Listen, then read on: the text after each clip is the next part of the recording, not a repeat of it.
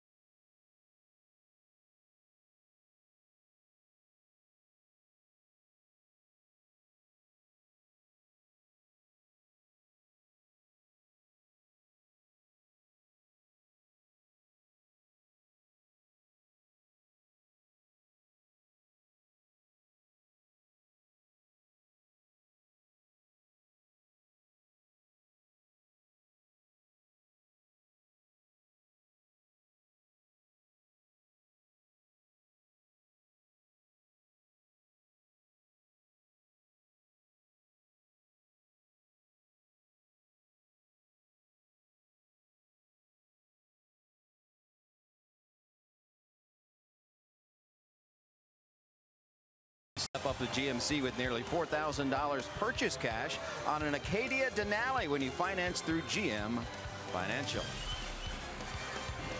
Saturday afternoon affair, Reds and Pirates coming up, and Scott Schebler, we've talked about it many times, has taken a liking to the leadoff spot. He and Jose Peraza have been getting on base at a pretty good clip. Check out our IGS Bringing the Energy. Peraza 16 games of reaching base, 365 average over that time, 4 doubles. Schebler has reached safely in 15 straight games, 355 average and 3 home runs. So we'll see if they can set the table today as we go upstairs. As Schebler is set to lead it off, Tom Brenneman, Chris Welsh. All righty, Jim Day, thank you very much. Let's take a look at Jim Riggleman's starting lineup here today. Riggleman, of course, taking over. Back on April the 19th, the Reds are 22 up, 29 down since that change for Brian Price.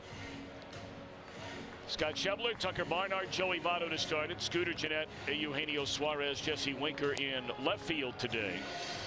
Jose Peraza, the shortstop. Castillo will bat 8th. And Billy Hamilton back in the lineup. Injured his knee, making that great catch in the 9th inning a couple of days ago in Kansas City. He was scheduled to be off yesterday anyway, but probably could have used the extra time. And on the mound for the Pirates, right-hander Ivan Nova. Yeah, the second start that he'll make since coming off the disabled list. It was a very short stint for Nova on that list. He had a ring finger problem that he missed a start with basically, and did not have to go down and pitch any rehab starts. Guy that lives and dies by a sinking fastball and a good slider. Yeah, in fact, Nova injured that finger pitching against the Reds back on the 24th of May. He went 5 1/3, allowed 7 hits, 5 runs, 4 earned. In a loss, 5-4 to Castillo and the Redlegs. Ball 1 to Schebler, and this one underway in Pittsburgh.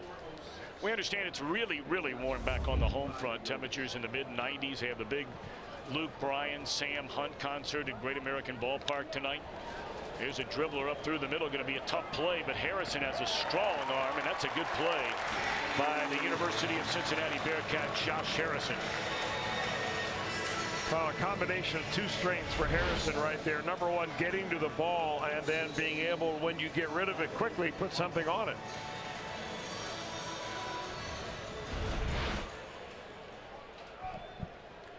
Nova in his career has made 10 starts against the Reds, a 3-7 record, an ERA of higher than 4.5.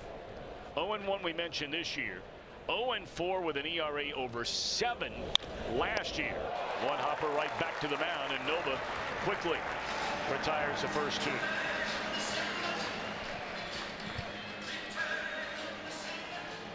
Been a long time since this young man has picked up a win against the Reds. Look at that opponent's batting average against him in his last 6 outings, all losses.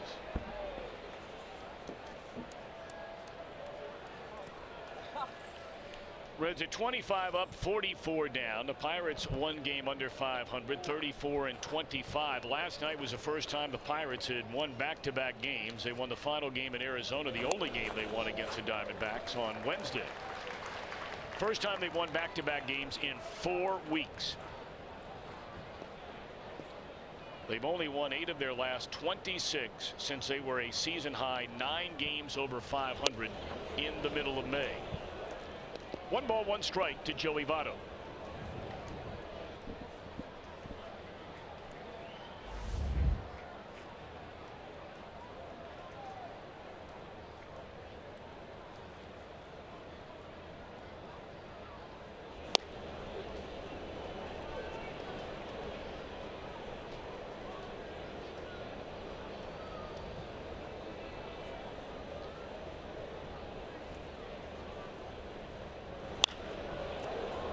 Driven down the left field line and slicing foul and out of play. It's 2 balls and 2 strikes on Joey Votto.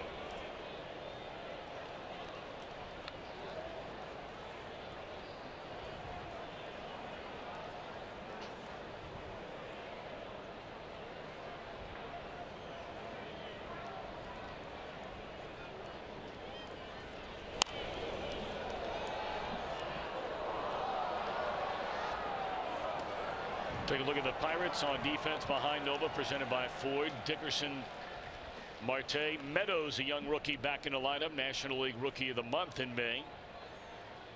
Moran, Mercer, Harrison, Bell, 3rd to 1st, and Diaz in place of Cervelli. He has done a real good job backing up Cervelli. Again, a 2-2 to Joey. Ball 3. Nova has excellent control, as Chris mentioned earlier. Well, he normally has a couple of different fastballs that he throws. He likes to get the ball down for the most part, but he does throw a four-seamer. About 1 out of every 4 fastballs that he throws. Curveball and a changeup are his off-speed complements.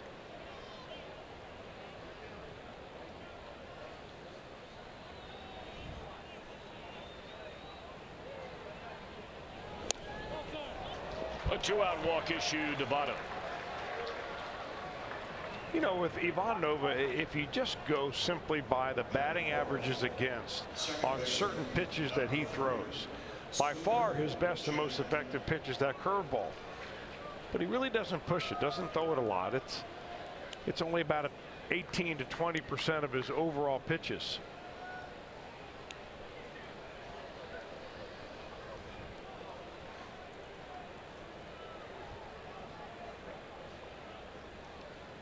Now Scooter Gennett, the batter. Hit hard into left field, but right at Dickerson, and that will retire the side. Luis Castillo set for strike number 15 when we return.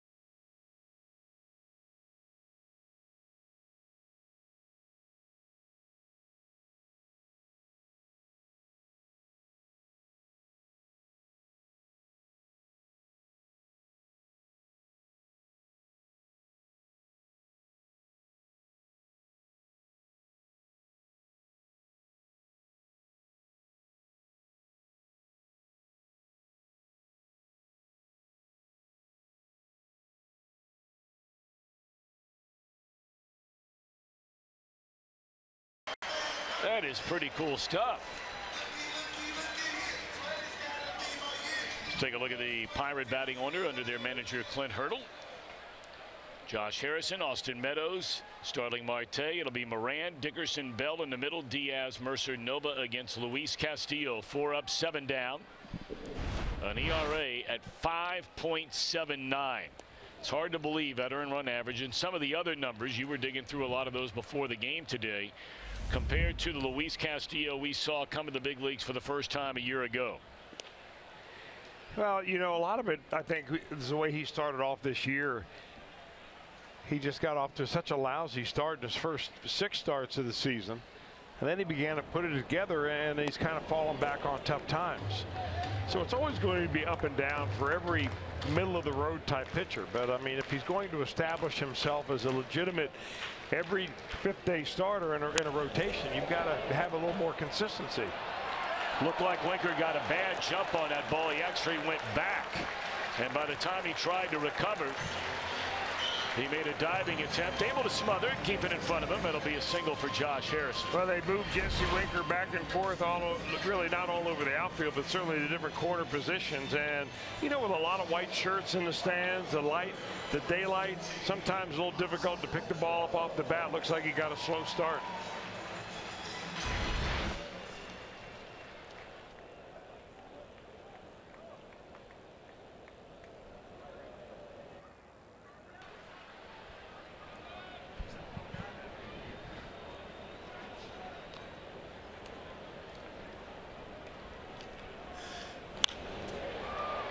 Winker now give chase to this one over near the line and won't get there. Harrison read that all the way, and he coasted into third on the two-base hit by Austin Meadows.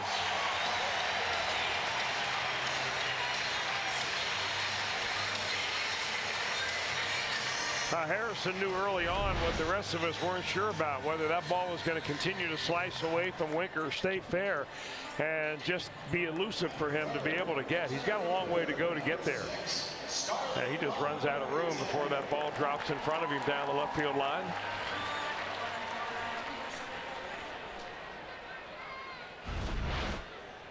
So already a peck of trouble out here for Luis Castillo.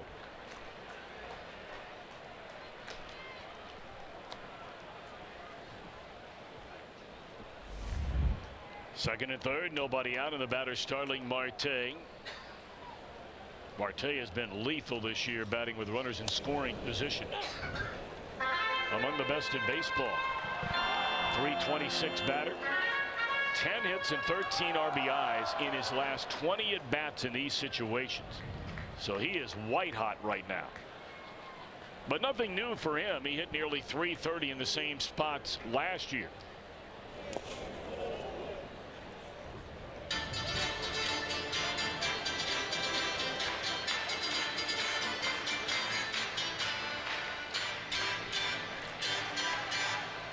They've been playing that song on the organ here forever. What shall we do with the drunken sailor? Early in the morning. Here's a 1-1. Fastball runs up and in. 2 balls and a strike on Marte. You know, if you're Luis Castillo right now, you're thinking about damage control. The chances of getting out of the inning with no runs at all, not very good. So you almost concede the runner at third base, Harrison. You see him there. But the guy at second is the guy you want to strand.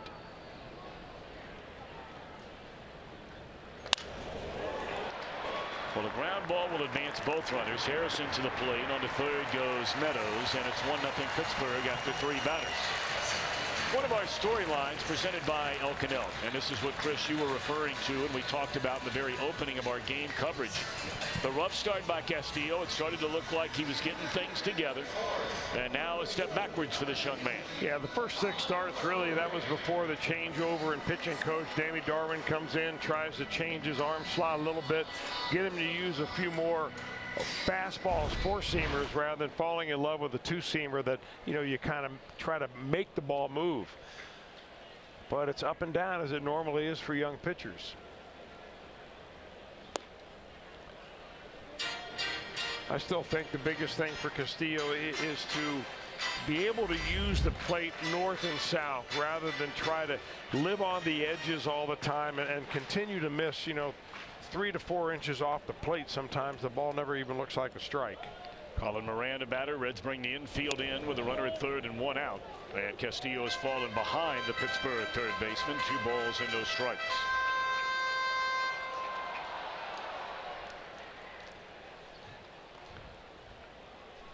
Moran, the main piece of the Garrett Cole trade, coming over from the Astros organization, and has worked his way into being the everyday Pirate third baseman. Wrestled that job away from David Freese. 3-0.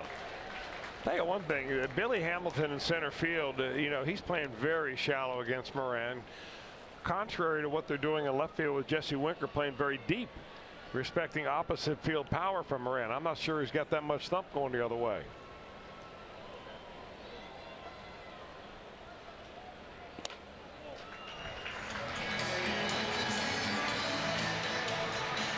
Kind of what I was referring to before. Maybe he didn't want anything of Moran right there. I don't know why, but you know, you just continue to kind of just miss away, miss away. He's got good enough stuff to get that ball over the plate and be able to elevate it and then sink it, but always over the dish one way or another. And if you just stay out of that hot spot, you know, from the waist to your thighs, he'd be a lot better off, I believe, just being a little bit more aggressive.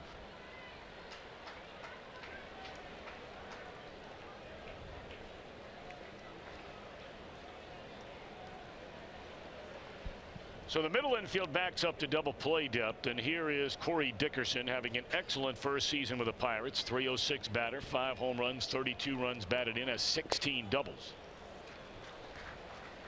And like many of these Reds pitchers, not just the young ones, but really all of them, pitch efficiency has been an issue for Castillo. A lot like Romano and Malley and even Matt Harvey since joining the regular rotation. You're seeing regular outings of all these pitchers, 5 innings, right around 90 and 100 pitches through 5. Same with Harvey last night. You know, it seems like you're seeing that more and more around baseball, though. It's just not the Reds pitchers on that staff that are doing it. It seems everybody trying to live on the corners a little bit more, staying away from contact more than ever before, knowing that, you know, if you give your team 5 innings, you're getting a slap on the bat and you're going to bring the bullpen in. Hammered down the right field line and hooking foul, and a good thing for Castillo and the Reds.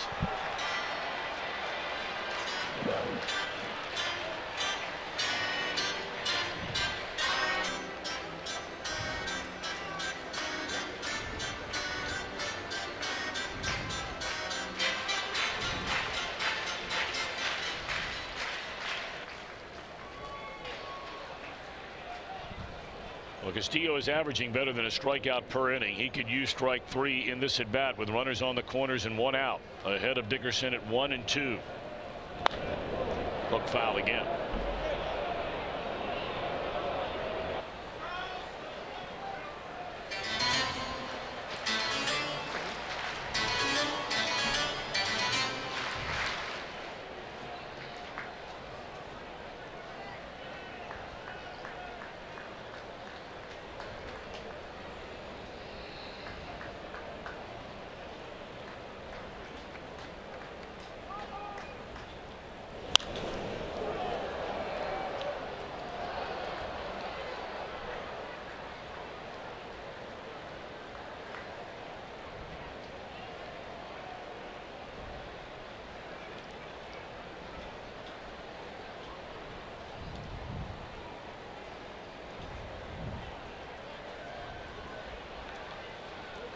Dickerson has worn out the Reds so far this year, a .387 batter. But there's strike 3, and that's a strikeout Castillo was looking for. 2 away in the inning. Yeah, he got him out ahead a couple of pitches in a row there. Dickerson pulled the ball foul, and then he sped him up with a fastball and threw it right by him. 95 on the radar gun and elevated, and Dickerson could not hold back. That's a big strikeout. Should be really a confidence builder for Castillo to be able to get an out like that against a tough left-handed hitter when you have to. Like I say, if you can limit this to 1 run, you'll be doing a pretty good job. Saw that note. Castillo coming off a career high 10 strikeouts in his 6 innings. That loss against the Cardinals his last time out. But one more tough out to get in Josh Bell. Yes, a slumping Josh Bell, but a dangerous hitter.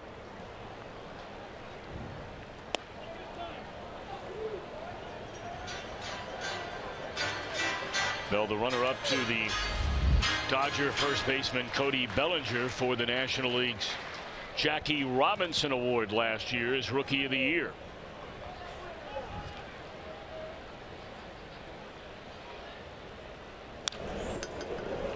One ball and 2 strikes. Later tonight, Cubs and the Cardinals will get together again. Chicago walloping Michael Wacha in St. Louis last night. Milwaukee hammered Philadelphia last night, and they're just underway today in Miller Park. Bottom of the 1st inning. We're in the bottom of the 1st. Runners on the corners, 2 out. And a 1-2 to Bell. Roller down to Suarez, and that'll do it. So he does what Chris Wells suggested he try to do. He gives up just the 1.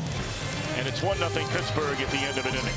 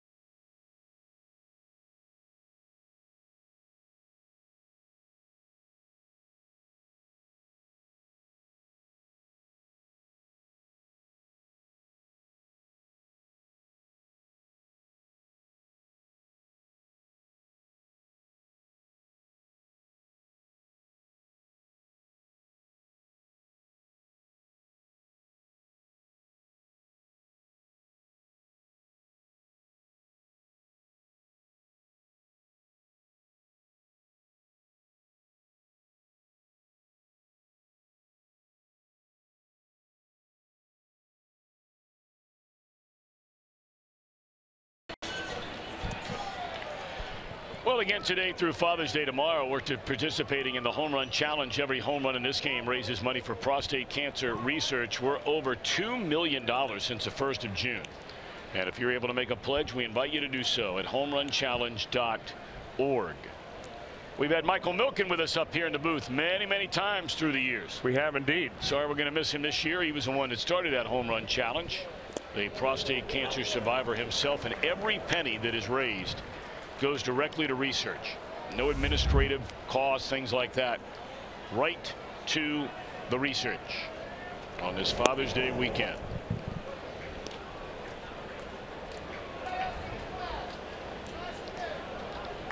Reds are down a run. They bat against Nova here in inning number 2. Suarez to lead it off, followed by Winker and Peraza.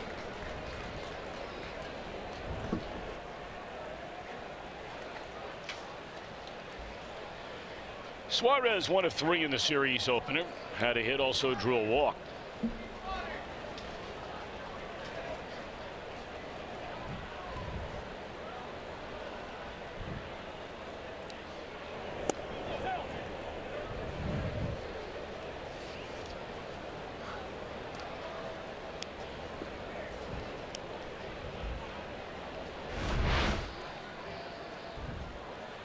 Well, you can just see what Nova's trying to do, which is just stay down around the bottom of the zone. Really, the good news for the Reds and Suarez, he's a very good hitter in that bottom part of the strike zone. He's become very adept at hitting the breaking ball down there. And I would say that he's probably due for a slider here any moment, although Nova calls his breaking pitch more of a curveball. Usually the difference between curveballs and sliders is the velocity of the pitch.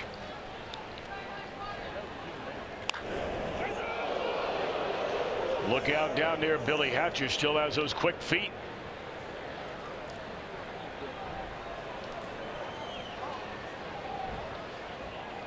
This is Hawaiian shirt day here at PNC Park. Did you get one? I did not. You know, Jim Day, though, would look good in one down well, the he camera would. well. He looked better than in that coat and tie down there sitting outside, I can tell you that. Getting kind of humid down there. Fly ball down the right field line. But, you know, that's the one thing about Jim Day, among many things. He'll never complain about it. Not one time. Well, they had Hawaiian shirt day while we were out in San Diego. Gave away Padre shirts. They were all kind of dark blue. Did you get one? I did get one of those, yes. I've given it away already, but I got one for a Padre fan of mine, a friend of mine. Very nice of you. He couldn't believe it. I told him what it cost, 20 bucks. And then you charged him for it? Is that what you did? Oh, he's a very close friend. Yeah, okay. That is smoked down the left field line and hooking foul. Mercy, you said he might jump on one here, and that he did.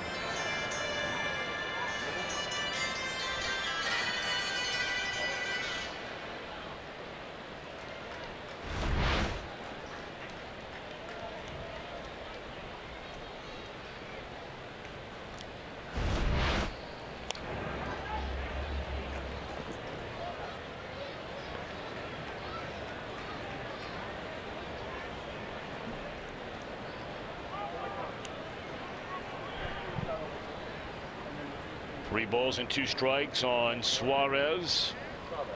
Second to Trevor Story for the most runs batted in among all National Leaguers. Story now with 52, Suarez 49.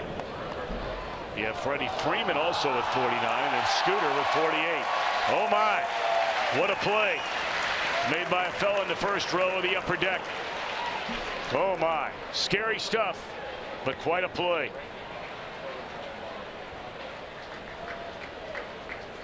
This will be the 12th pitch in this at bat.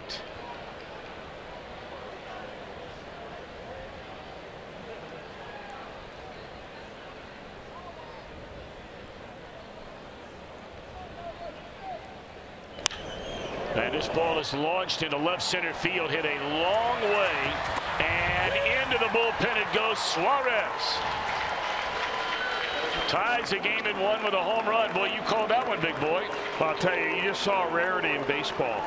which is within the same at bat. A hitter hit a ball foul for a home run, which is what he did earlier on, and then actually follows it up with a fair home run. This one a wallop job. And if you watch the outfielders go after this ball, you get a pretty good indication how well the ball's flying out of here today. Because the left fielder Dickerson kind of cut straight across towards the gap, and then he's thinking that ball's staying in the ballpark. No way. Right into the Reds bullpen. It's a deep part of the yard. Sure is. That's where it jets out. Actually, in this ballpark, one of the few, it might be the only one, where left center field is deeper than straightaway center field. Right in front of the bullpen there, jets out. You see to 410 feet. Straightaway center is 399.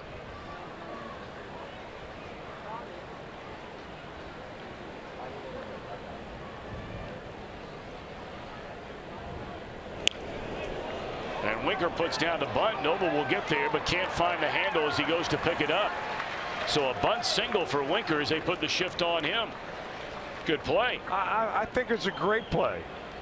And I just don't understand why more guys don't take advantage of it. He does right, too. He waits in the box, lays the bunt down, and then he runs. I mean, the whole idea right there is you lay down a good enough bunt, hard enough down the left side of the infield, that you could walk to first base. So Winker follows up a home run with a little bit of small ball. Now Jose Peraza, coming off a really solid game here last night, had 2 hits, was on base 3 times. 1-1 game. Runner at first, nobody out in the Cincinnati second inning.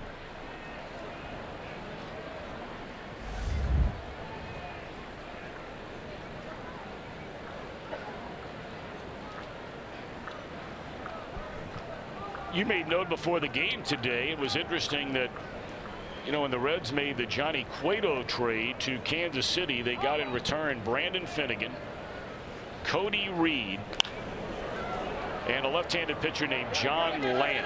Some of you remember him, a short time with the Reds. Harrison gloves this one in foul ground. I think it's certainly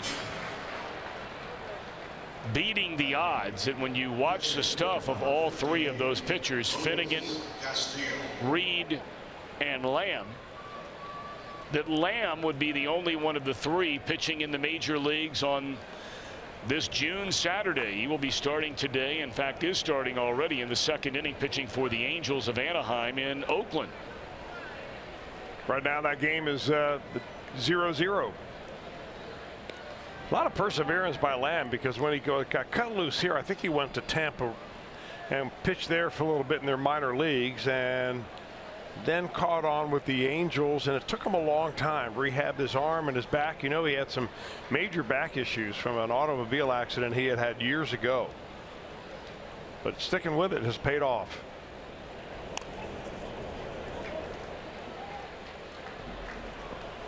I thought the nickname that you had developed for John Lamb was quite right on the money. What is that? The struggling French artist.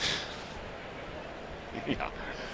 Well, he did. He had the long hair, you know, and sometimes he put it in a little ponytail, and He had the little yeah, whatever you call that, soul patch. Well, kind of a modified goatee.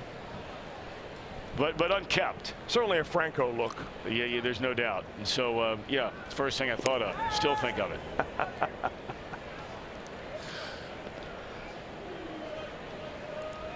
Jim Day had a good nickname for him. What was that? Is Jim on the microphone right now? Or is he off? Yeah, Jim, right here. You had a nickname for John Lamb? Well, he looked like Bo Duke. You mean at Dukes of Hazzard? Dukes of Hazzard, yeah.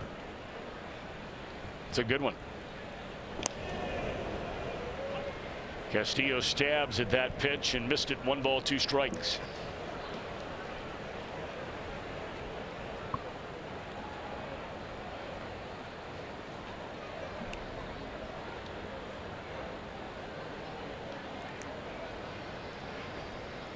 Somebody in that Reds dugout screaming out to Castillo as if to give him instructions on how to bunt, because he did not look comfortable those first 2 times. And this time they just had him swing and miss. Poorly done. Poorly done. 2 away in the inning.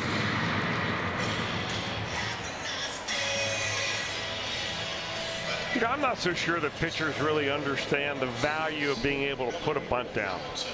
I mean the monetary value of it. If you get a runner over in the scoring position and then you get a subsequent base hit to drive them in, I mean, it ties your game up. Maybe it's a go-ahead run, and you end up getting a win in that ball game, and then you take that win to the arbitration table next year, and it's probably worth at the minimum, you know, $50,000. That win.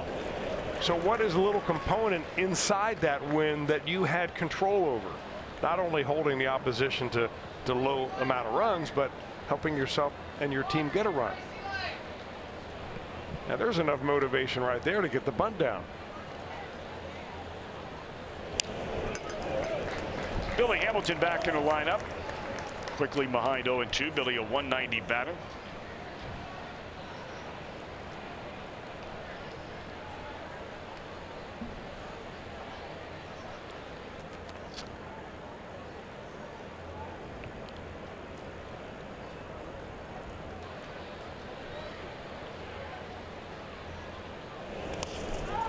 Well, the runner's going to get into scoring position after the wild pitch by Nova, so on to second goes Winker. So now a chance to break this 1-1 tie if Hamilton can pick up a 2-out hit.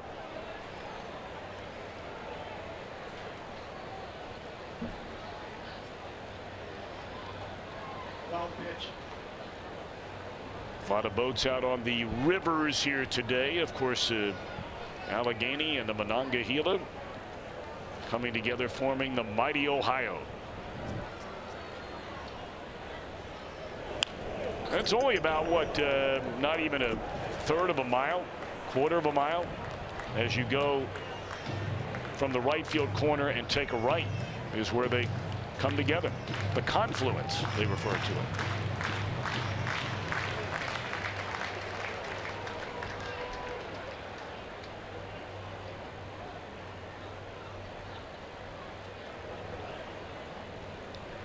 One ball and 2 strikes on Billy. Got him swinging to retire the side. But the Reds tie the game. The Eugenio Suarez, RBI number 50 on the year. How about that?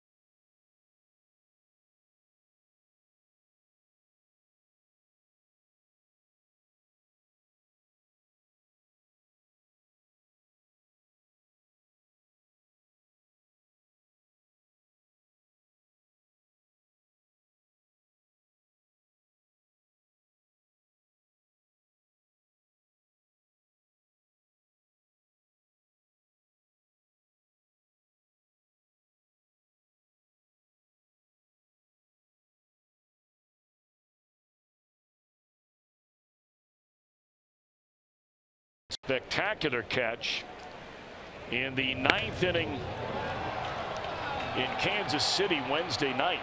Watch your knee, bam, right into that wall. Slow to get up, stayed in the game for one more out. And the Reds walking out of there with a 7-0 lead. Hamilton was scheduled to have the day off anyway last night. So it Gave him an extra 24 hours to get that knee feeling a little bit better. They call them 5-star catches. He has 3 of them. And of course, all 3 guys are in this game, or at least in uniform today. Marte in the lineup, Polanco is not.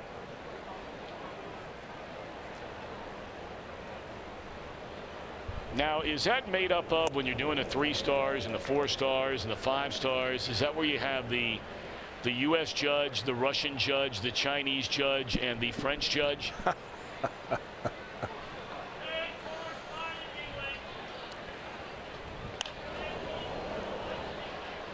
Because what determines a 5-star catch? Is there any criteria? I mean, with all of I imagine in since it's a StatCast type of a thing, that there's an algorithm involved. Sure. Understand it's based on catch probability.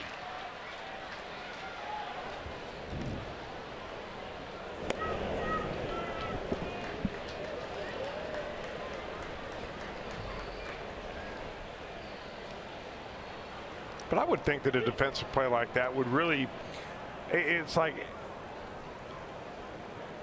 almost in the eye of the beholder. Right. To some people, it may be a 5-star catch, and other people say, well, it's a 2.5 star. That's why catch. I'm saying.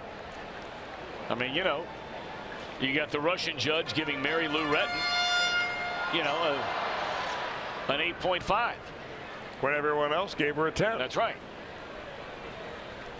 Or Nadia Comaneci.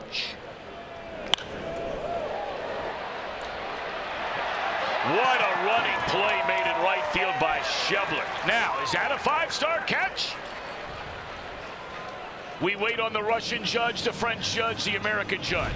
Well, I can tell you what the Castillo judge would say. Absolutely, it's a 5-star one.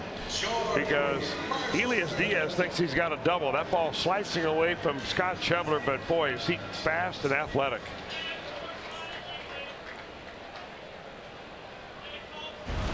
Played center field last night. He's in right field today.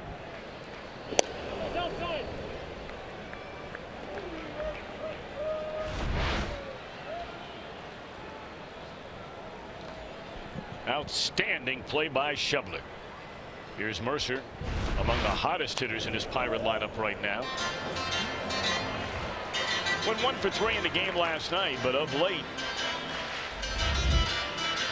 has a hit 5 in a row. 8 of his last 9 to the tune of a .380 batting average for Jordy Mercer.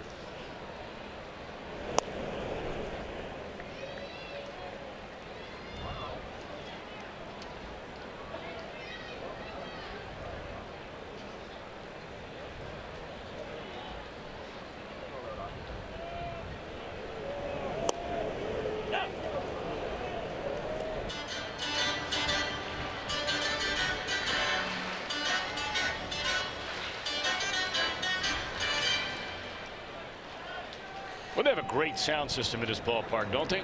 They do. Man, is it good. Not too loud. Perfect. Crystal clear. Well, this ballpark, one of those that's always rated among the top in baseball for, you know, fan enjoyment. They got a great view over the river. You get the skyline of Pittsburgh from sitting just about anywhere in the stands in the second level or above. If you're down around the box seats closest to the field, you really can't see the skyline. Good crowd today. I think you and I need to pick up a couple of those Hawaiian shirts along with Jesse Jackson. Maybe wear them to dinner tonight. Good idea. As long as they don't have Pirates on them. I mean, if they're just those colors, that'd be all right. Here's ball 4 to Mercer. And now a quick message from Miami Valley Gaming. Get ready to get lucky.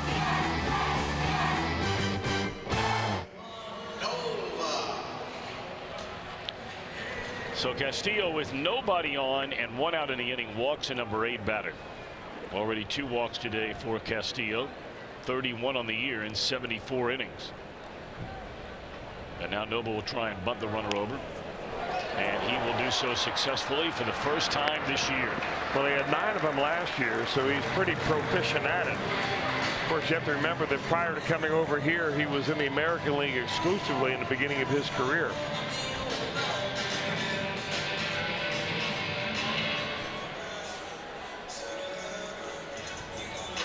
Second baseman, Josh Harrison.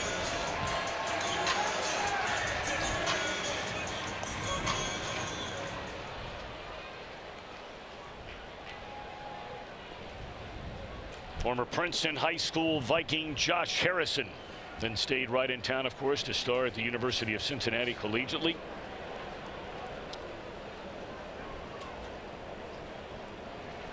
He had a single into left field leading off the game and scored the Pirates' lone run. We're tied at 1, but the go-ahead run leads in scoring position with 2 outs here in inning number 2.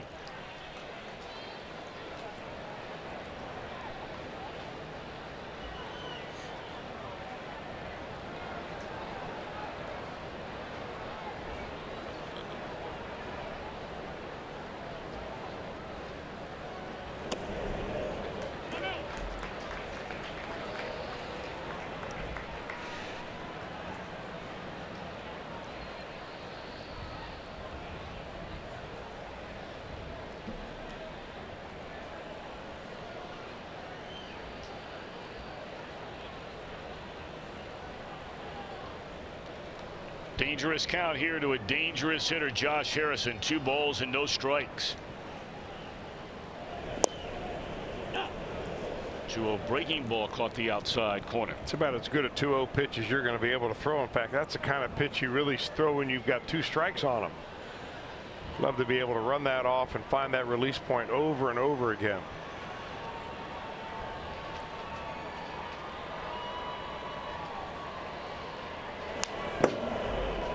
Also shows you a little bit about Josh Harrison, though. I mean, he didn't even flinch when he got that 2-0 breaking ball on the corner. I mean, he had shrunk that strike zone down to a spot really basically where that last pitch was, and maybe the best fastball of the day there for Castillo at 97.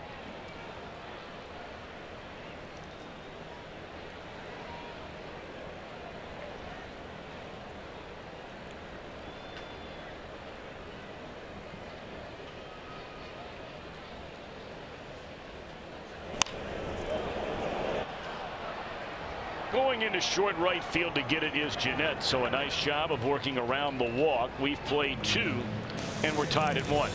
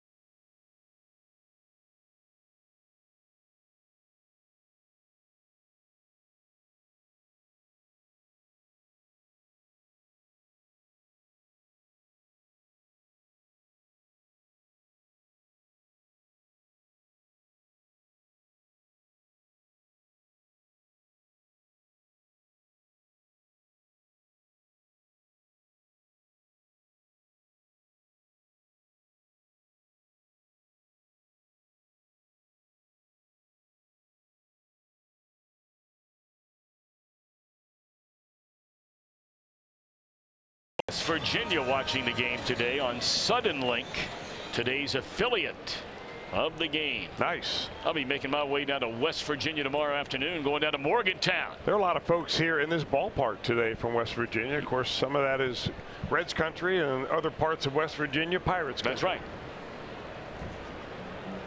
Go see our main man Huggy tomorrow. You and Huggy always Huggy. very tight.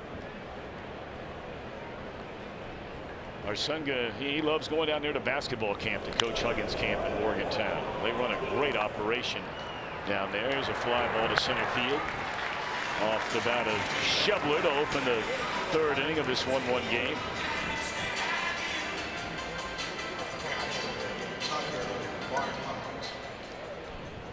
It's one thing about Huggy, and I know he has a ton of fans back in Cincinnati. And of course, you know, those folks who wrote for Xavier, maybe they're not such big fans of Huggy, but one thing you can never deny, I mean, he is a man of the people. Never forgot where he came from. Always returns calls, whatever the case may be. He's a big leaguer.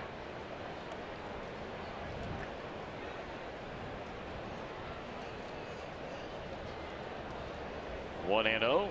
Swung on and fouled out of play. And I guess he got the big stud basketball player out of Moeller. I can't remember the young man's name. He missed a lot of this year with an ankle injury. Came back and played in the state championship game. But he will be playing for Bob Huggins this coming winter out of Moeller High.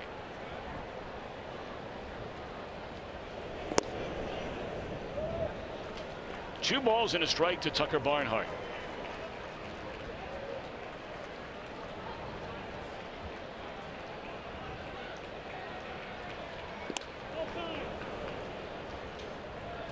Miles McBride is a young man's name. Thank you, Josh Hall, our producer.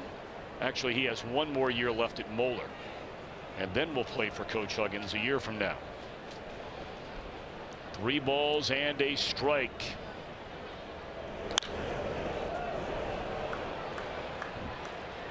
Coming in to get it is Dickerson for the second out here in the Reds' third.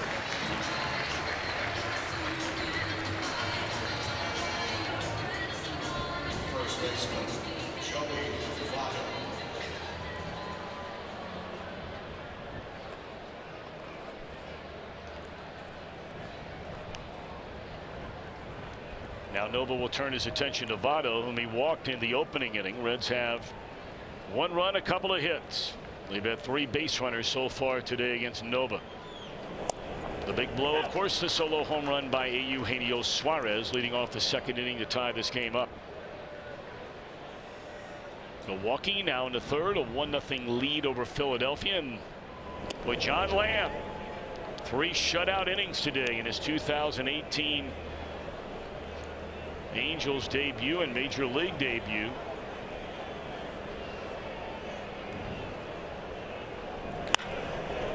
This is in the air to left center field. Will be handled by Marte as he waves off Dickerson. And a 1-2-3 third. First perfect afternoon inning for either pitcher.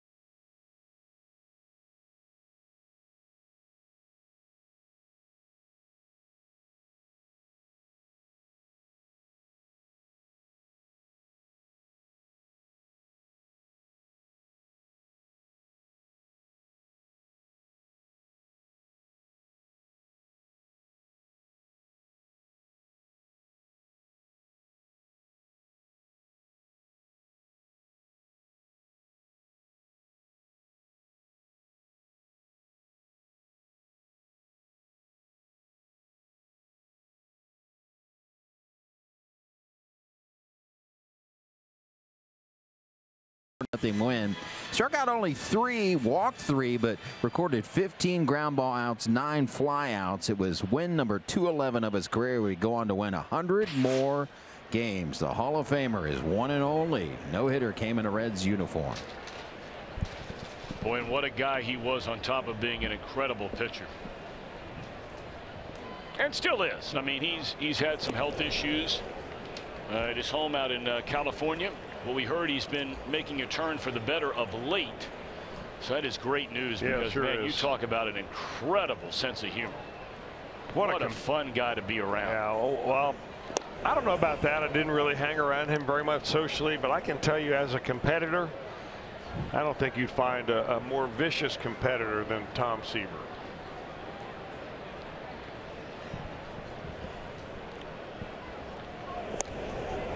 You go look up some of his numbers. You know, you and I were talking today with my dad. We were all having lunch together before the ball game about the anniversary of Nolan Ryan's 13-inning complete game. Yeah, now he didn't have a complete game actually. The guy that he pitched against, it was 2 days ago, I think, back in 1974, on the June the 14th. It was Louis Tiant. Tiant hung around into the 15th inning to pick up the loss.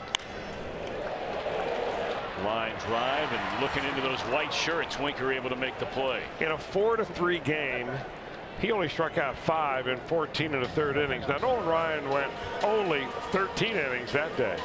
And, you know, they didn't keep pitch counts back then. So there have been rough estimates, you know, based on how many pitches per inning he normally pitches and so on.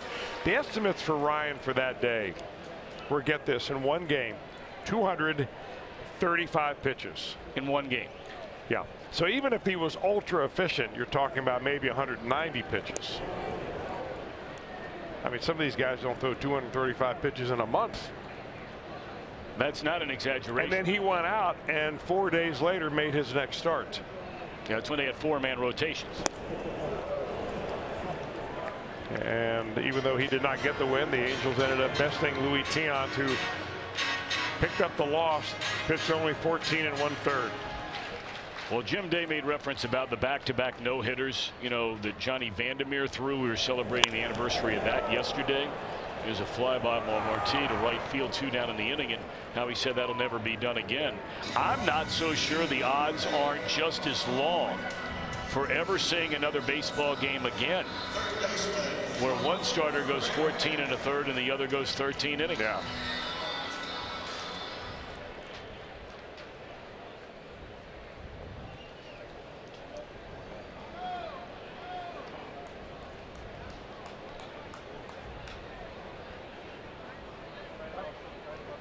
So now the batter is Moran with 2 down and nobody on in a 1-1 game.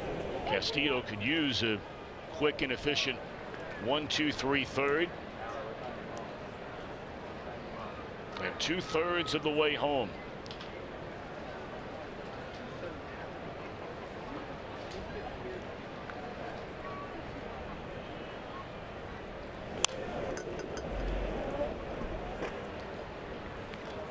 Reds will wrap up this series here tomorrow afternoon. Reds Live gets underway at 1 o'clock. Our game coverage at 1:30, and then the Reds will be home for an extended stand after a day off Monday.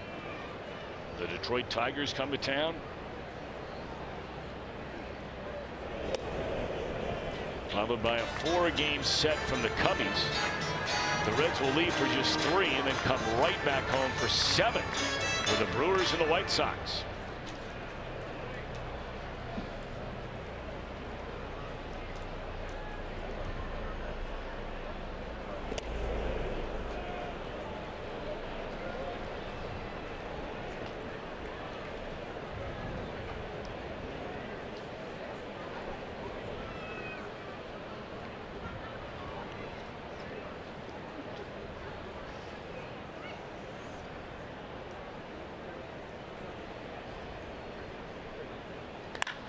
Straightaway center field, hit a long way by Moran, and the Pirates lead 2-1.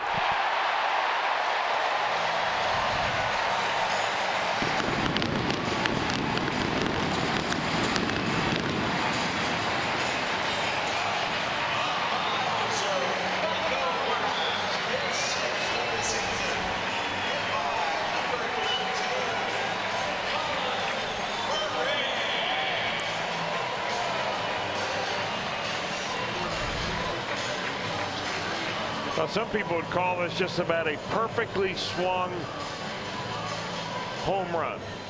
I mean, hit it almost to dead center field. Got a fastball that was pretty much right down the center of the plate and stayed right behind it.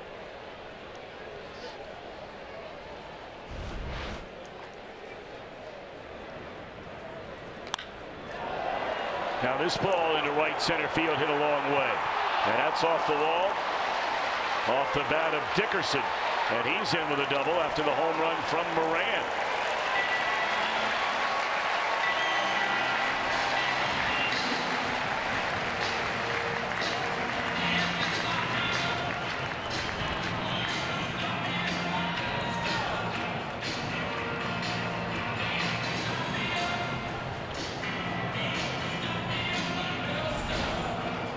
Dickerson had 33 doubles last year, and he's got 16 or 17 now with this one. So right about the halfway mark, he is right on schedule.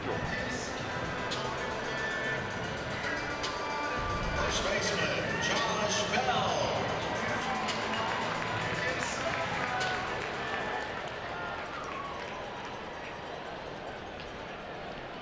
So we were thinking after the first two had been retired to begin this inning that Castillo might be able to get through it quickly.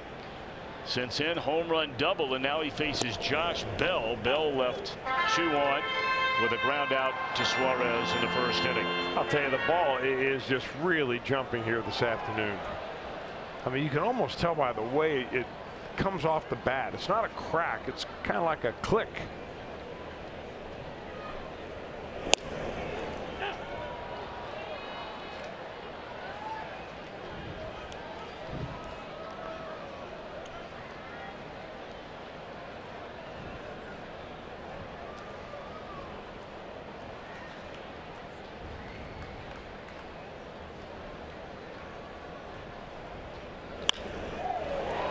Straightaway center field. Hamilton there to get it.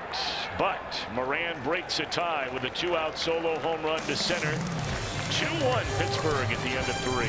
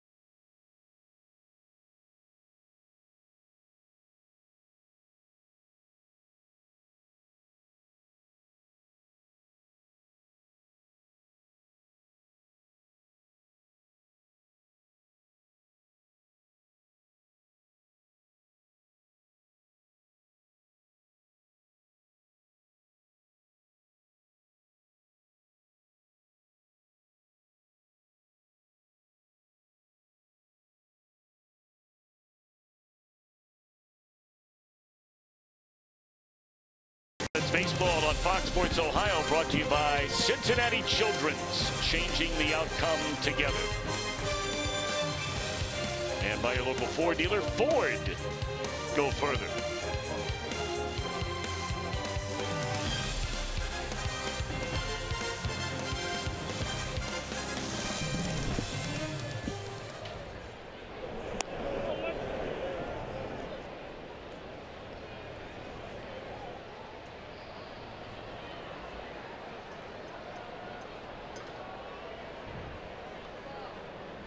All right, Scooter Gennett to lead things off. Reds down to Nova and the Pirates 2-1 after the tie-breaking home run in the just completed third inning by the third baseman Colin Moran. Suarez on deck. He homered his first time up. Sun playing a little peekaboo in and out through ever increasing clouds here in Pittsburgh on this Saturday afternoon.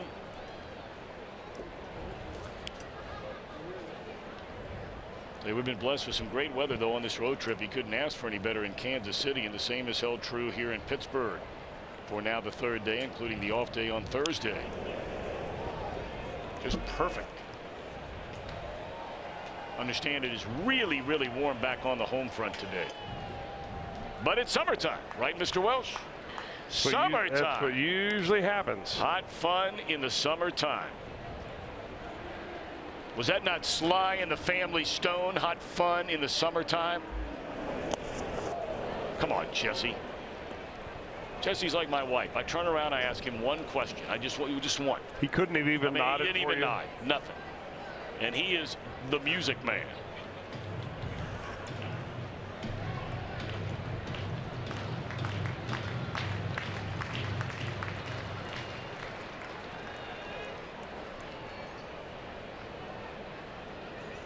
I'm pretty sure that's right. I don't even think you have to look it up. Swinging a foul ball out of play.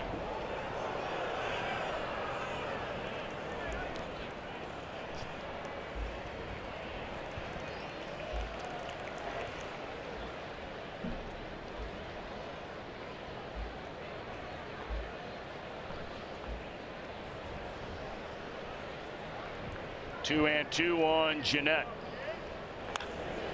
We'll do it again.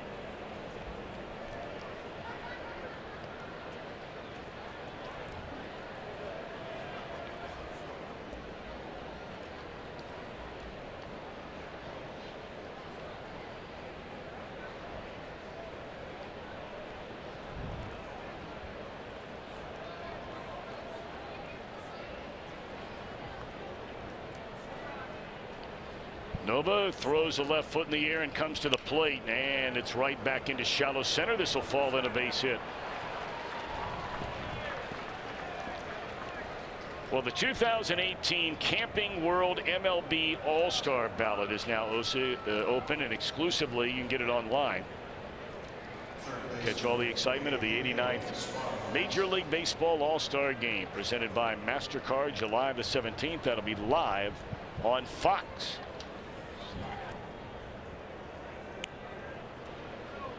Of course, the All-Star Game this year will be in the nation's capital.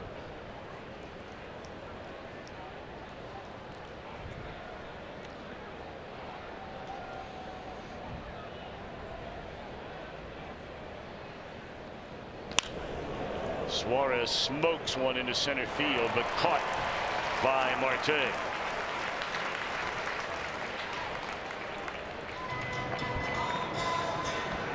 Funny, Suarez may have hit that ball every bit as hard as he did the home run ball, but because the launch angle was a little different, I mean, he hit that one actually too square.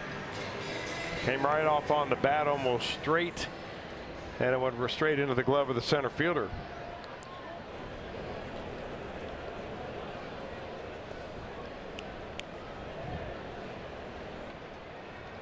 Jesse Winker had a bunt single his first time up. Now with a runner on base, the defense played a little bit differently. They had the big shift on Winker the last time. That's why he put down a bunt.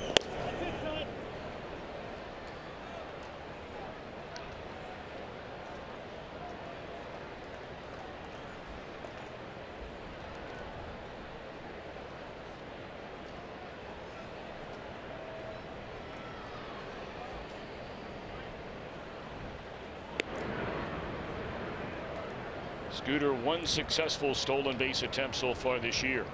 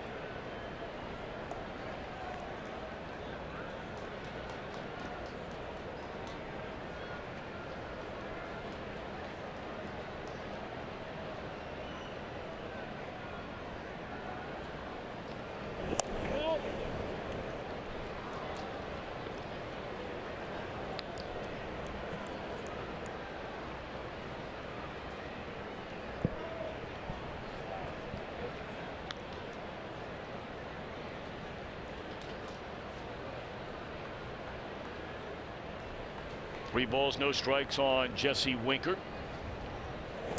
Taking all the way, 3-1.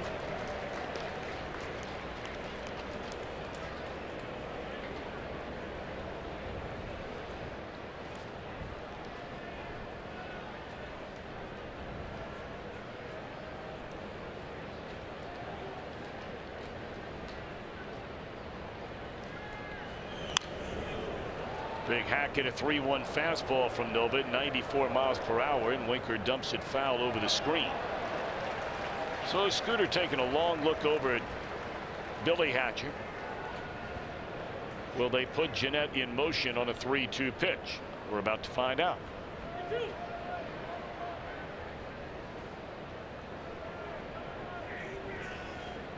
Good lead over there for Scooter, held on by Bell. He is running.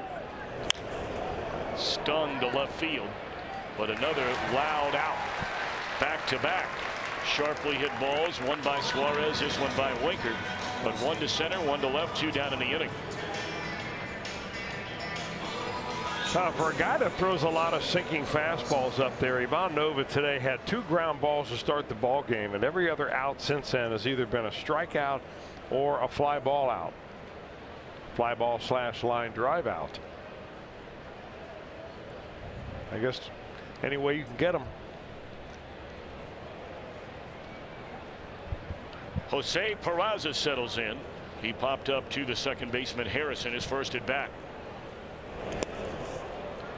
Boy, Diaz had no chance, and into scoring position goes Jeanette. That's the second wild pitch of the game thrown by Nova. This is about as wild as it gets right here. It's a breaking ball number 1, and then it hits about 6 feet away from home plate. And if you're Diaz, you just throw your glove up there and you hope the ball finds it.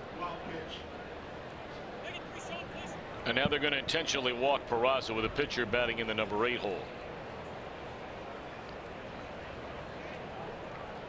That's an interesting move right there, I think, by Hurdle, because we've talked about this many times before, and you'll talk to a lot of managers, I mean really good managers, guys that know a lot about baseball, that will have very, very different views of a play like that at this juncture of the game. Now in the 6th inning, 7th inning, whatever the case may be, most universally would agree that you would do that. Of course, that late in the game, a pitcher's probably not going to hit. Whoa! How about that? They didn't plan on that. That was a ball that really Bell should have taken all the way by himself. He used his glove and a little bit of a fancy highlight cesta type pitch off here to the pitcher covering, but he's got plenty of time with Castillo running. Even though he's running, he can still field that ball and get to the line. There's no reason to have to do it in such a fancy fashion, and it costs an out. So maybe the Reds can take advantage of this one. Well, they give the error to Nova. Yeah, see, that's not right, because even though the throw looked good, because it got there so late, the ball and the pitcher were at the bag at the same time. So he's trying to catch the ball with one eye and keep the other eye on where his foot is going. But getting back to your point about, you know, the debate as to whether you walk that guy or not, it could be something to do with the fact that Jose Peraza this year is hitting almost .350 against the Pirates. So maybe Hurdle's thinking, you know, maybe the odds are that we're probably going to get this guy out here, but every time I turn around, anecdotally, it seems like he gets a base hit. Like last night. That's right. Had a good night.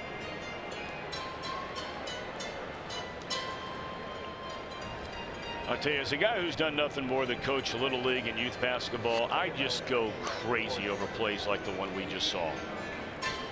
I mean, I don't really know how major league managers do it. I really don't. These guys have worked their whole lives on the fundamentals to try and make it to the highest level of their craft. And then so frequently we see style over substance, and I don't know how the managers deal with it. Well, sometimes they deal with it by covering up for the player. Well, frequently that's the case. I mean, that's a play Josh Bell either, as you said, take it himself or put the ball in your right hand and make a nice feed to the pitcher before he gets to the bag instead of the glove feed. Golly day. And I know there are 1,000 of you saying, give it up, old man. You know, give me a break. It was a perfect throw. You know, he had it right there in his glove. Well, you know, He knows. You learn the fundamentals growing up in Cincinnati. That's the way you learn the game in the Queen City and the surrounding area there. Period. That's probably the way they're playing the game out there in Portsmouth, Ohio today in the Gene Bennett Classic, the wrap-up of that tournament. They had some teams from all over the place. In fact, Al Oliver, former Pittsburgh Pirate great, has been attending just about every game out there, and they're down to the semifinals at Gene Bennett Field. Scoop. What a guy. What a guy, and what a hitter. What a hitter. 1-2 to Hamilton. Yeah, I don't think I played with Scoop one year and then played against him several other years. I never saw him make that highlight cesta attempt. And his nickname was Scoop. I mean, if he couldn't do it, who could do it? That's right. Well said. I guarantee you, if he took a break from watching the games over the ballpark today, and he's dialed into the game right now, he's not happy about the way that was played. Well, let's see if Billy can make him pay for the error. Reds are down a run. And it's 1 ball and 2 strikes. Hamilton struck out his first time up.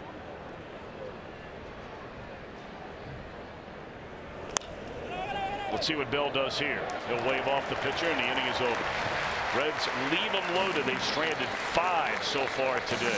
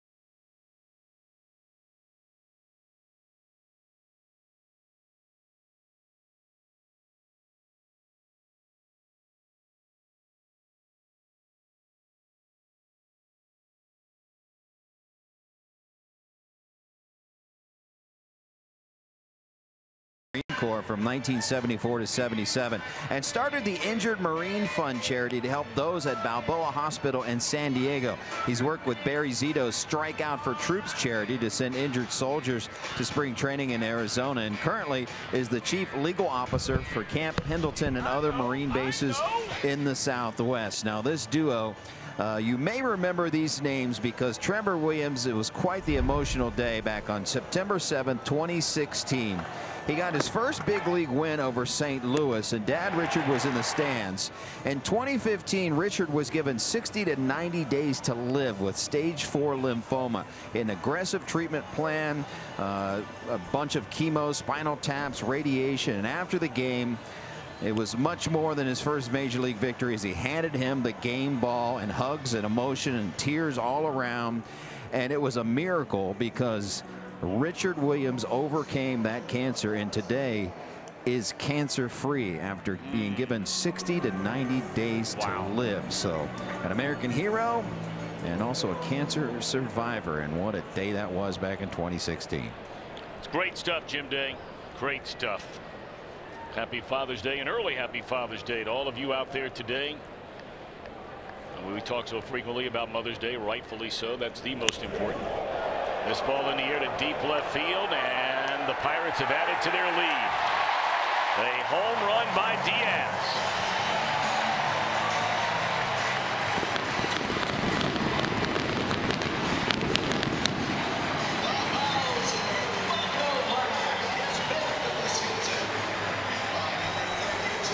Diaz is really finding the home run stroke here this year. He's now 27 years old, a backup catcher to Francisco Cervelli, so he doesn't get all that many at bats, fewer than 90 on the year, but this is home run number 5 on a high heater. That's a little bail and wail right there. He had 1 home run last year, and the one he had last year was the first of his career.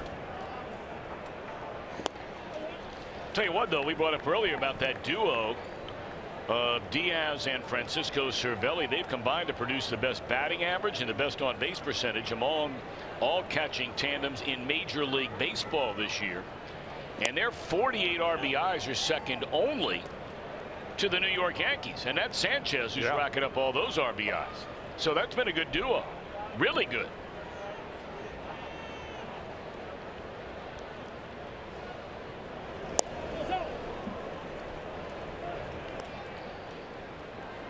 I mean, when you put it in perspective for a second, and this is no shot at anybody, but I mean, we all feel like Tucker Barnhart's having a nice season, right? They moved him into the 2-hole, and he's been swinging a bat, good on base percentage, that kind of thing. Now, he hadn't had a chance to drive in a lot of runs because he was batting near the bottom of the order early in the year. But consider that Barnhart has 20 RBIs. That duo now has 48 of Cervelli and Diaz. That's pretty good.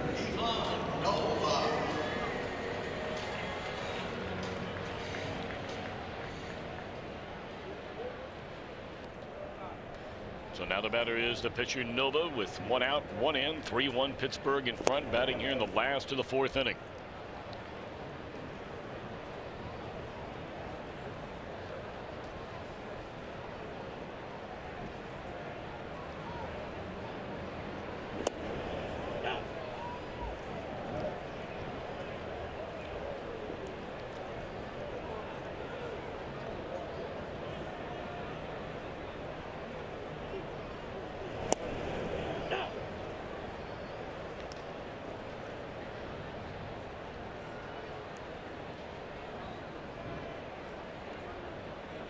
One ball, 2 strikes.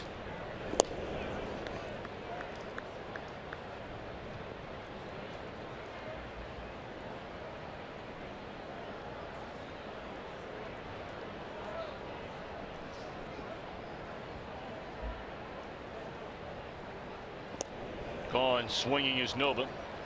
Second strikeout of the game by Castillo, and 2 outs in the inning. We invite you to book your next group outing in one of the Staples triple play suites of the ballpark. Enjoy the game from your private climate controlled indoor space. You can step outside, watch the action from the patio. Very nice. And your game ticket includes a catered buffet and drinks. Book today at reds.com/groups.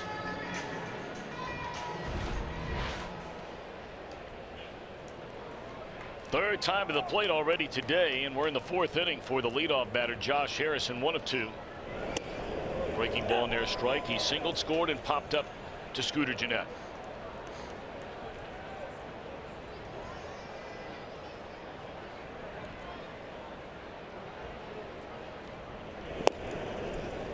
This Pirate team trying to get, its feet back under him a little bit. They were off to such a great start. We brought up earlier in the middle of May. They were 9 games over 500. And then hit an ugly stretch until these last couple of days. There's a fly ball down the left field line, and Winker trying to get to it, runs out of room. But they lose 18 of their next 26. And when you consider they had a closer that blew 4 straight save chances. I mean, if you cash in on 3 of those 4, things don't look so bad.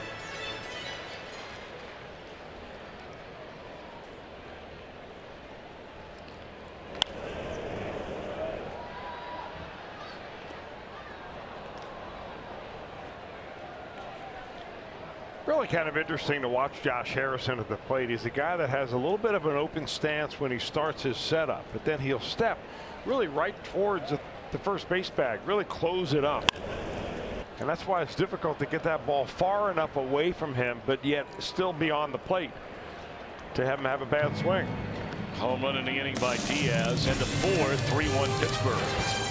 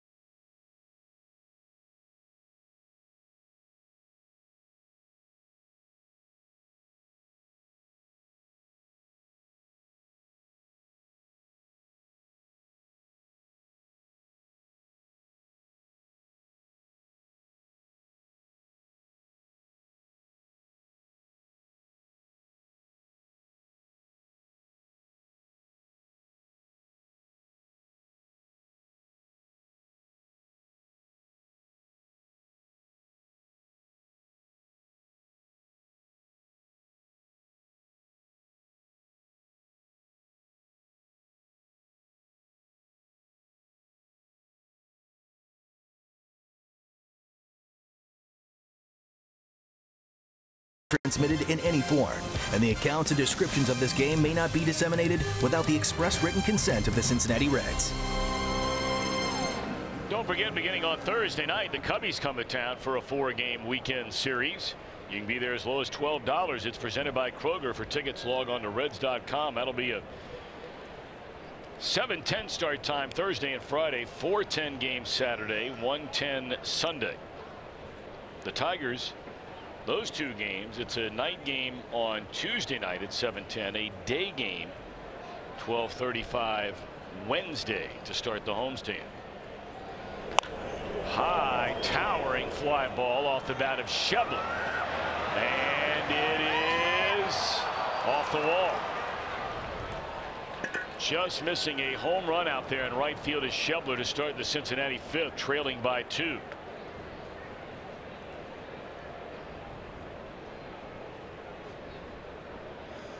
About as close as you can get to a home run there in right field without it being one.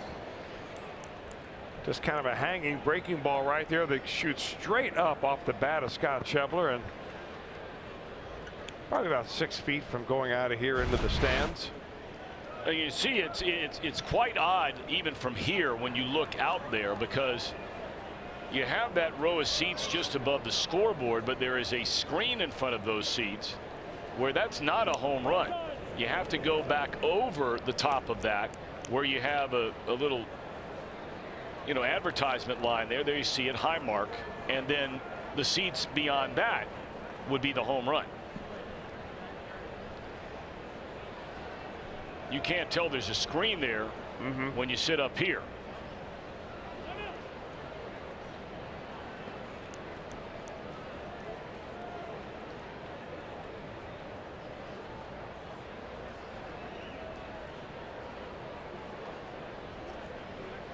So the Reds down by 2. The tying run of the plate, Barnhart, and he fouls it off. 1 ball, 1 strike. You know, this kind of sounds funny, but I've always thought that a leadoff home run can be a rally killer. Now, you're guaranteed to get 1 run, yes, but it's a lot different now for Nova. Tight ball game, 2 runs. He's got a runner at second base. He's going to have to pitch the entire inning now out of the stretch, unless the Reds can, you know, clear the bases somehow. And it's just more stress on the pitcher that way. You're just more prone to bigger innings when you have a runner on base rather than a clean slate, you know, with the second batter of the inning up.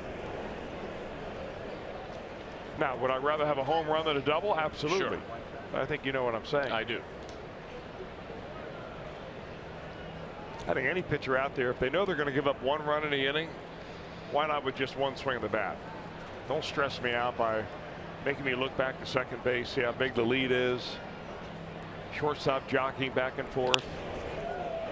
Short right field, playable for Meadows, and staying put at second base, Shevler.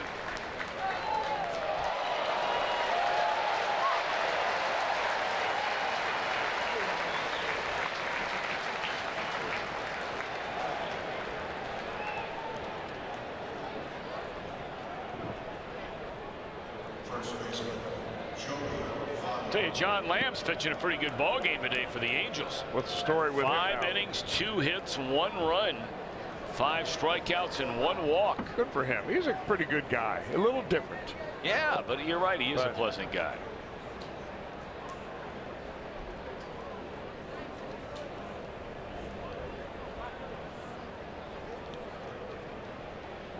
So now the batter, Joey Votto. He has walked and flied out to left field. Strike 1 to Joey.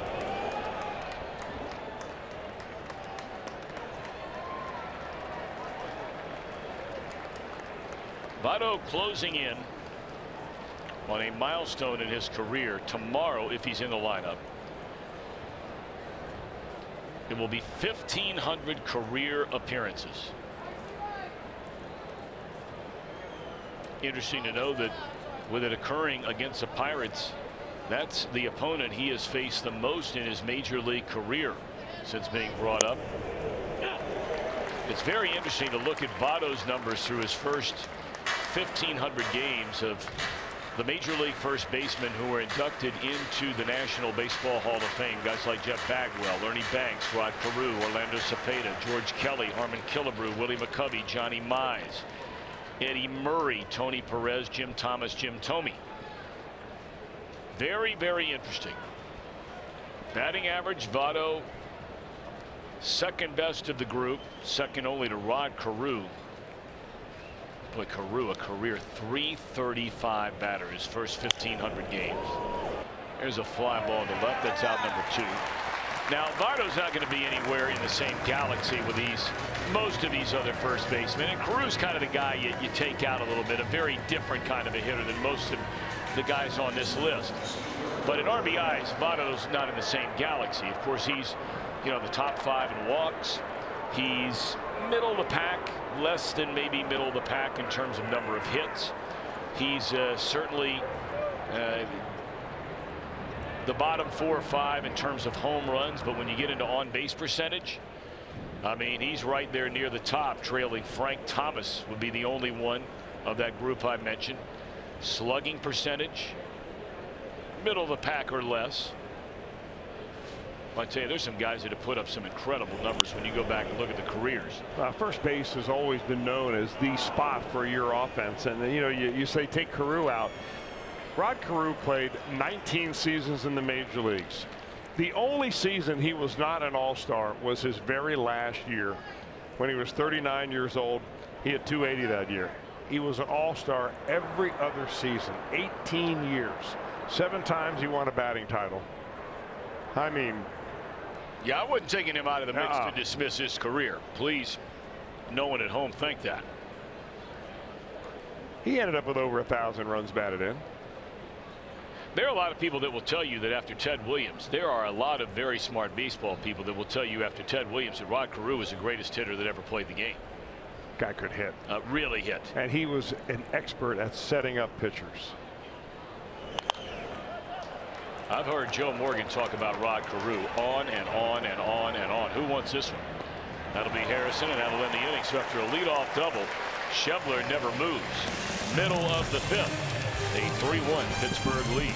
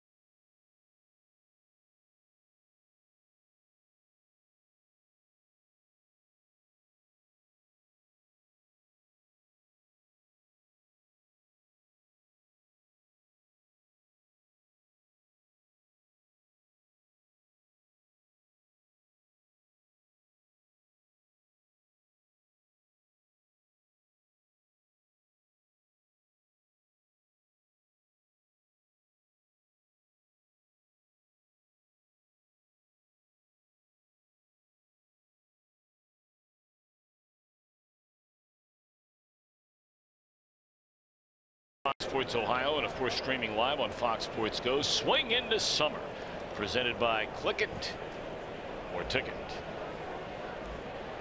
Austin Meadows against Castillo here in the bottom of the 5th inning. Pirates with a 2-run lead. Pirates are running the first. Reds tied it on a Suarez home run in the 2nd. Solo home runs by Moran in the 3rd. Diaz in the 4th. Meadows a knock into left field, his 2nd hit. Boy, what a good-looking young player. Hasn't even been here a full month yet.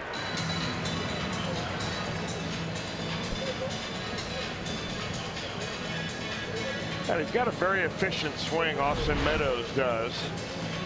I mean, gets his foot down. It's a very small little leg lift right there. It almost kind of reminds you a little bit of Joey Votto in as much as he only moves it forward about 2 inches.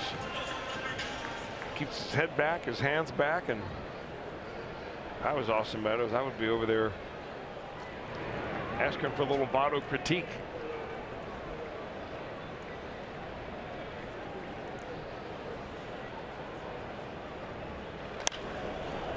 Well, the way things are going today, Votto might be asking Meadows for a little Austin critique. Meadows has a double and a single. Joey 0 for 2. And both hits for Meadows have been to left field.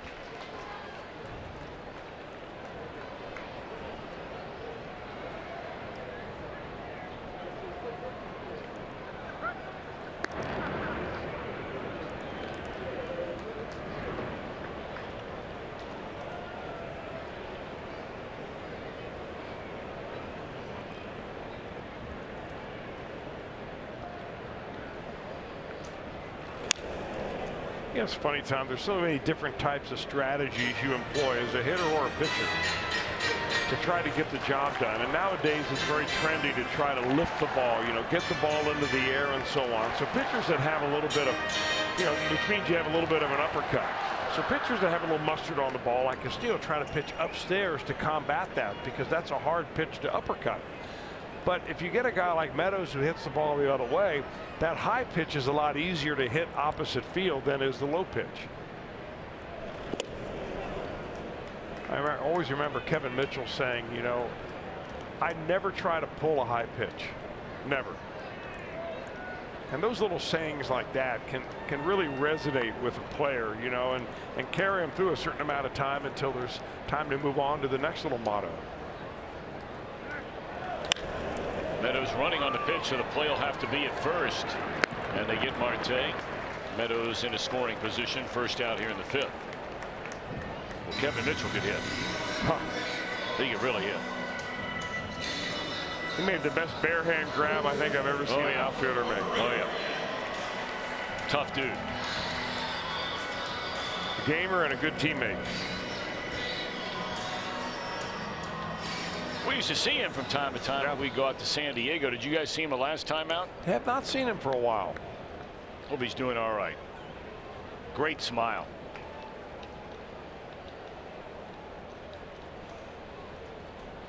Here's Moran, who hit a long home run to straightaway center field in the 3rd inning after drawing a walk in the 1st.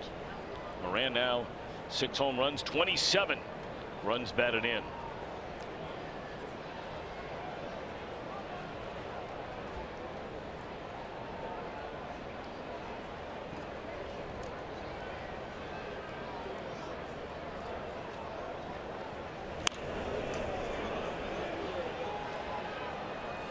Well, that's a good combination of pitches right there for Castillo. First a fastball in the mid-90s down right around the knees, and then same arm slot. Takes about 12 miles an hour off the pitch and feathers right on the outside corner. But if you get that good of a swing on him, Moran had a pretty good swing on that pitch. You know, you might be time to buy yourself a little bit of that outside corner. Come right up underneath his elbows here.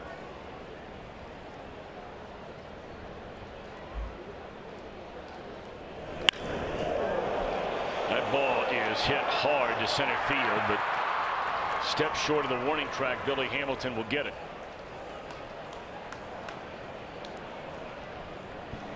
April 26, 1989, playing for the New York Mets. Or no, the Giants, I'm sorry.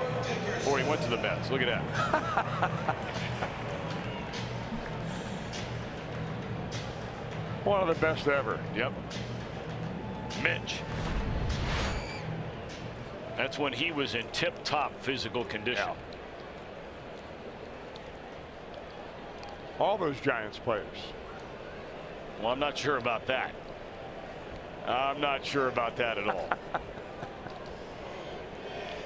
That was they had about a 15-20 year run there where they had some real characters playing out there for the Giants. Fly ball in the right center field, and Schebler's there, and the inning is over. And a 5-3-1 Pittsburgh.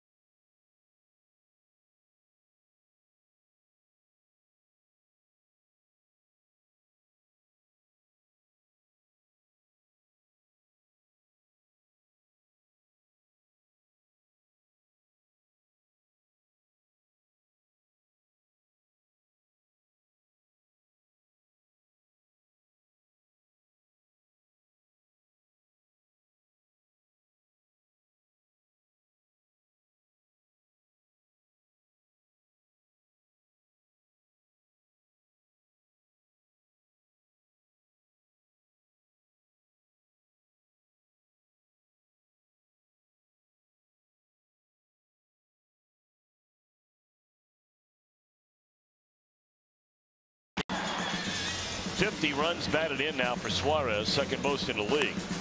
But then Moran broke the tie with a home run to straightaway center in the third. And Diaz would add a solo home run in the Pittsburgh fourth inning, and now you're up to speed.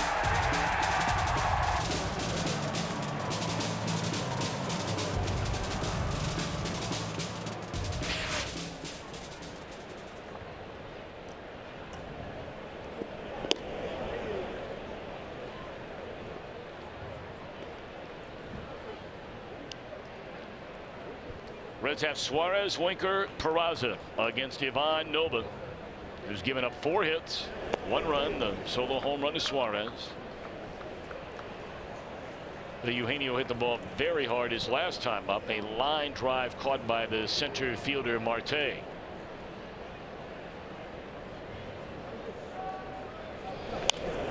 Understand Jeff Piccoro is standing by. Bring you up to speed on some of the other happenings around baseball today. Yankees got another win. Man, oh, what a roll they are on. Beating Tampa Bay in the Bronx 4-1. The Yankees are 46-20. And that's not even good enough for a lead in your own division. They're in a tie with the Boston Red Sox. 46 wins, the most in baseball for New York, along with Houston. But the Yankees have played 5 fewer games, thus 5 fewer losses.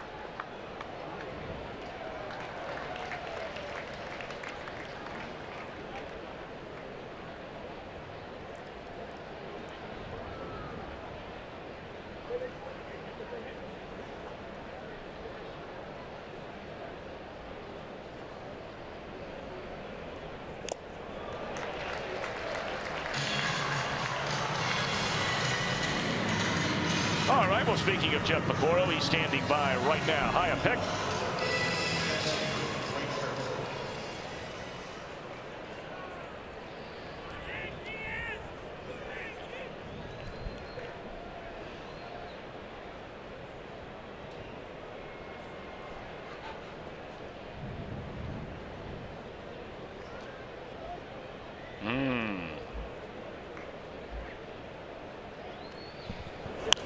pick. I know you guys will be sliding right out of the studio after Reds Live tonight, going about 5 blocks down the road, and should be getting there right about the time Sam Hunt is wrapping things up in front of Luke Bryan at Great American Ballpark tonight. It's a big league show. And naturally, Pecoro and all his rich friends over in the Commonwealth did not come through for us, Chris, to come pick us up, to take us back. Yeah, looks like we're going to have to only hear about that show. That's right. Base hit right field by Winker, his second hit of the game. And well played out there in the outfield by Austin Meadows. Winker had a notion of going to a double right here. The Meadows got that ball right off the wall and fired it right back in.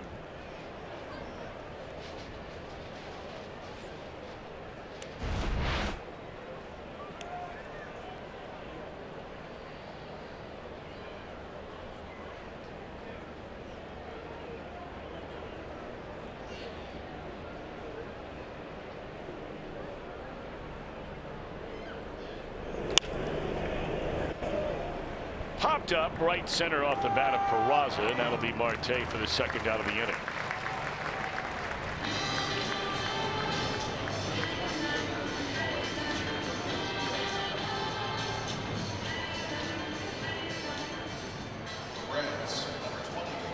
Now the Reds are going to send up a pinch hitter for Castillo. A 5-inning outing for Castillo, gives up 3 runs. Allows 6 base hits, only 2 strikeouts today, along with 2 walks.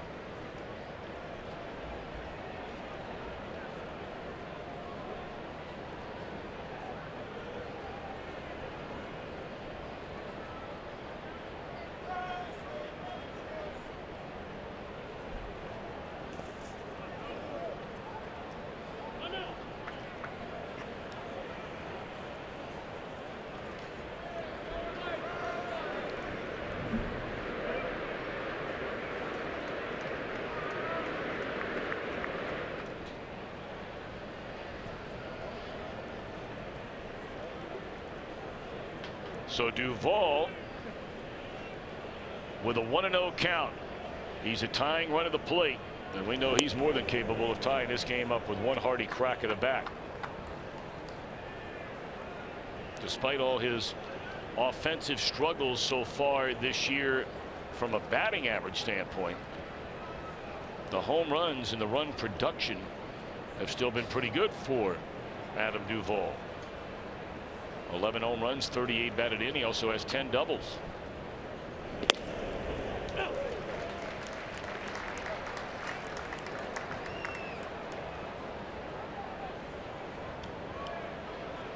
In fact, there are only 2 players on the Reds team that have more extra base hits than Duvall does, and that would be, of course, Jeanette and Suarez.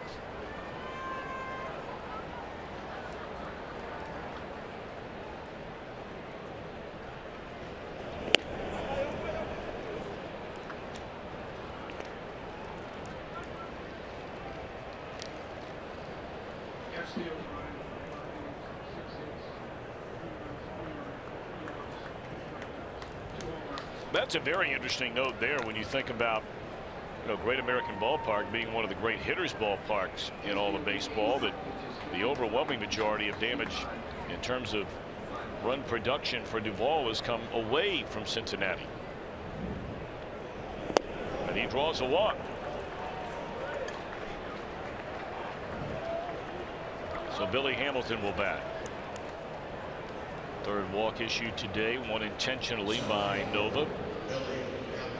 Hamilton has struck out and bounced out to Bell at first base, leaving the bases loaded in the 4th inning. This could be one of those game-changing situations right here. A couple of runners on base. The Reds haven't really had a chance to mount a lot against Nova. They've had their chances, but they've not been able to take advantage of it. I mean, it's up to Billy right here to kind of keep the line moving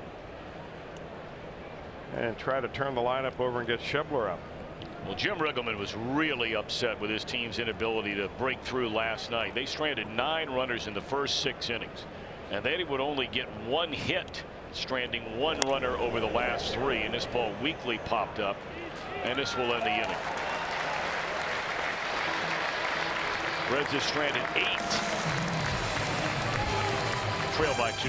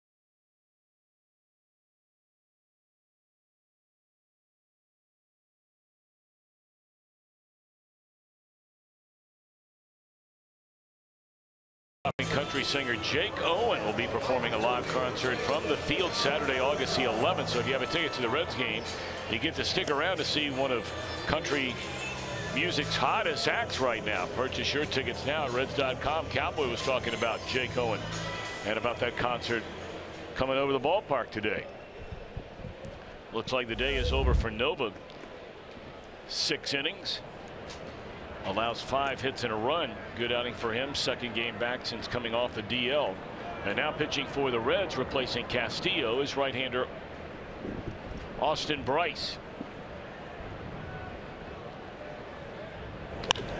First pitch swinging. That ball mauled into right center field off the bat of Bell. He's coming for second.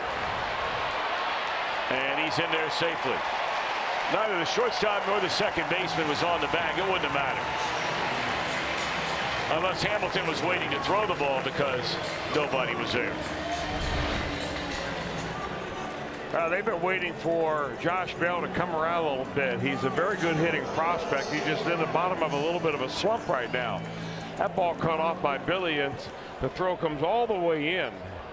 And I'm wondering if maybe there was somebody standing on the bag. It may have made a difference. Probably not. Bell, for a big man, runs very well. Yeah, he does. See if Diaz can get him over. Elias Diaz hit a home run his last time up, and he looks at strike 1.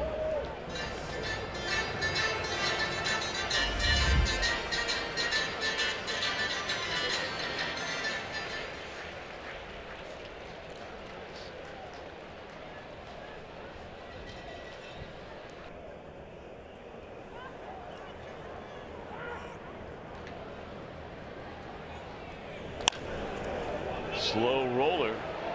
Generally, that's not one that will get the runner over, but hits so weakly that no chance for Peraza to throw to third. Well, if you read it quickly and commit right off the bat, then you'll be able to make the third base. So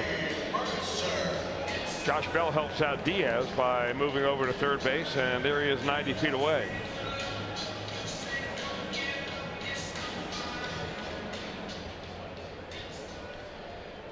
Mercer has walked and grounded out to Peraza. The Reds are going to be aggressive here on defense. They'll bring the infield in. They're already trailing by 2 runs here in the bottom of the 6th inning. And they're going to intentionally walk Mercer, and they had already made the decision, did Clint Hurdle, that Nova was out of the game, so David Freese will come up and pinch hit. Former postseason hero for the St. Louis Cardinals, where he was a League Championship Series and a World Series most valuable player in the same year. That thrilling 7-game World Series victory for the Cardinals over the Rangers.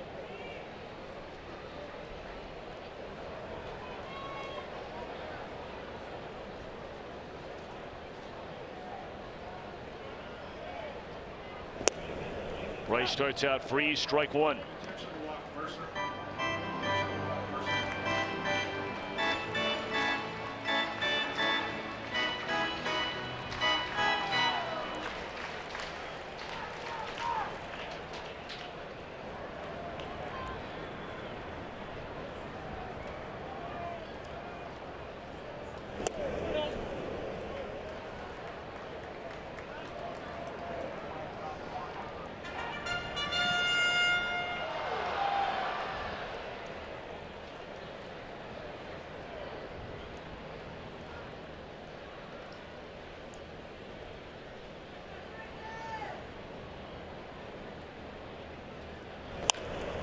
To the right side, it will roll into right field, a hit.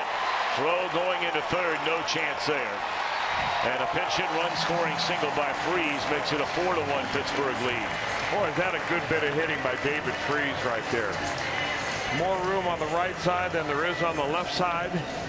You know, he's telling himself, hang in there, because Austin Bryce throws that low 3/4 arm pitch. And after coming inside with a fastball, he's probably betting on something else. And he got a ball that he could just muscle into right field there.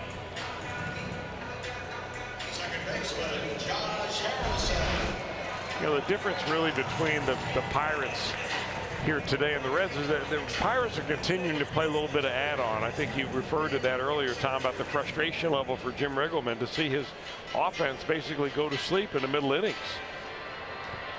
And when you finally feel like your backs are against the wall, you're facing the best pitchers out of the bullpen, and the numbers 8 and 9.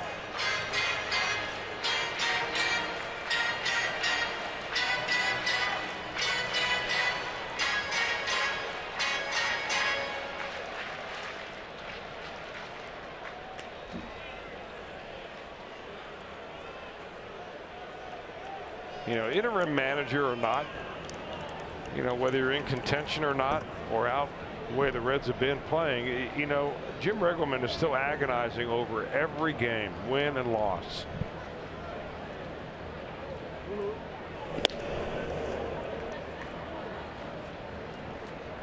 Look, this guy wants his job. I mean, make no bones about it. He would like to have the chance to start 2019 removing that interim tag from manager of the Reds. He's done a good job.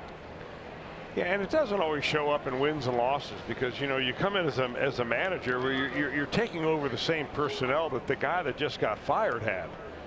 So there's a reason the other guy got run, and it's probably because your team didn't play well, not because any one thing the manager did to get himself, you know, released. This will be a wild pitch and a throw to the plate, and I think they got him. Yes, hanging on to the ball was Bryce, and cut down at the plate is Mercer. I'll tell you, that was a nice play by Tucker Barnhart right there. And Bryce, I mean, you know, you're always kind of concerned about covering home plate right there. You're going to get there the same ball at the same time as the ball. The cleats coming in.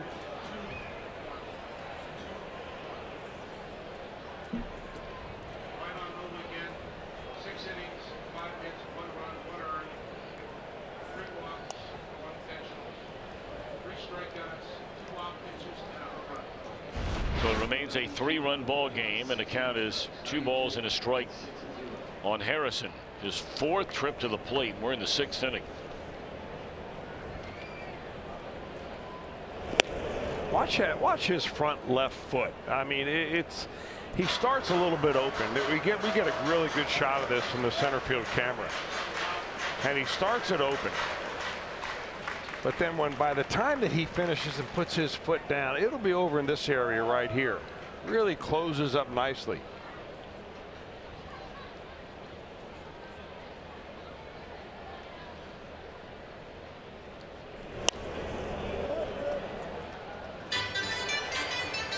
And if you're going to do that as a hitter, you must be able to pull your hands in very quickly on a pitch, a fastball that's on the inner part of the plate. And Harrison's very quick inside. See if he changes his approach here with 2 strikes on him. Harrison, a 2-time All-Star, won in 2014, won again last year.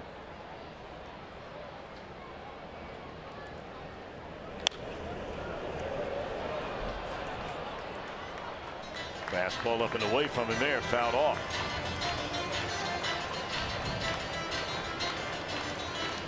Powerfully built is Josh Harrison.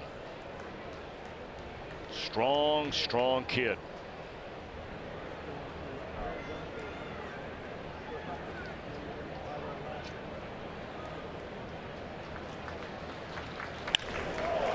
In the air, deep left center field.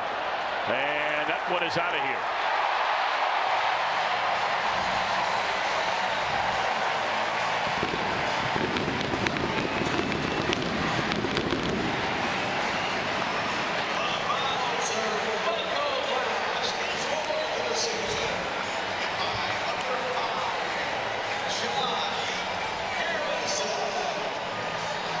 So 3-1 has turned into a 6-1 game in this 3-run Buccos 6th inning. You know, I've probably said it a million times that you just can't pitch short batters up in the zone or even up and out of the zone. For the most part, they just kill that pitch. Harrison is listed at 5'8". I don't even know if he's that tall, but boy, he is powerful. If you give him a pitch up around the letters, that is just right in his swing path.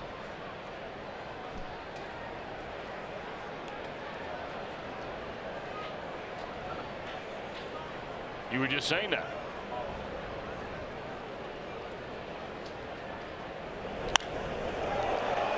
This ball in the air to left center field off the bat of Meadows, and Hamilton has it.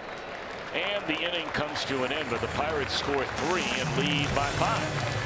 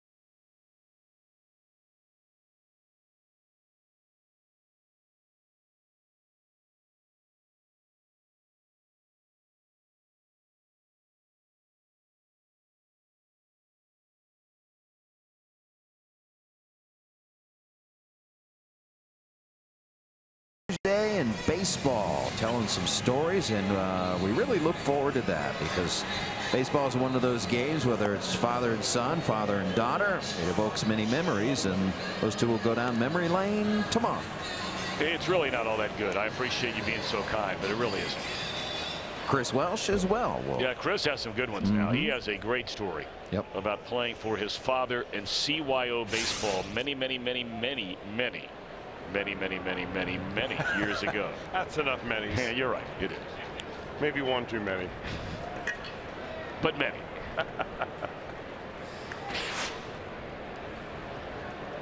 Stephen Brault We've seen him used as a starter against the Reds. First pitch swinging, a fly ball off the bat of Shepler, and that makes it easy for Brault. A lot of first pitch swinging on the part of the Reds, just taking into consideration last inning. After Jesse Winker had a single to right field, Peraza jumped on the first pitch he saw. Fly ball, weak fly ball opposite field, and then Adam Duvall came up and walked, and Hamilton ended the inning on a weak fly ball opposite field on the first pitch he saw. And now Shepler makes the first pitch out. Brault has done a pretty good job. Now, he gave up 3 runs his last outing, and that really inflated his ERA, you know, working out of the bullpen. I mean, that thing was right at 2.5 with 4 wins in his first 12 relief appearances. Jim Day, were you trying to add something there? I thought I overheard your voice. Jim Day, are you there? No, Tom. All good. Well, did I not just hear your voice? You did. I didn't think the mic was open. That must be going around. No comment on that one either. I have no idea what you're talking about. I just said it must be going around. Oh, okay. Here's a pitch and a line drive into center field. Stays up there long enough. Barnhart for the second out of the inning.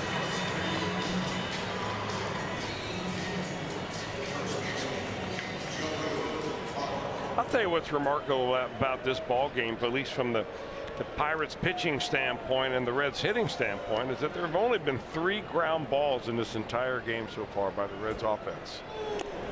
I mean, just about everything has been hit in the air. There's only been 3 strikeouts.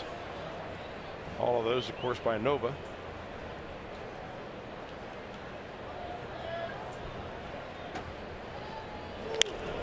And Votto gets jammed with a pitch.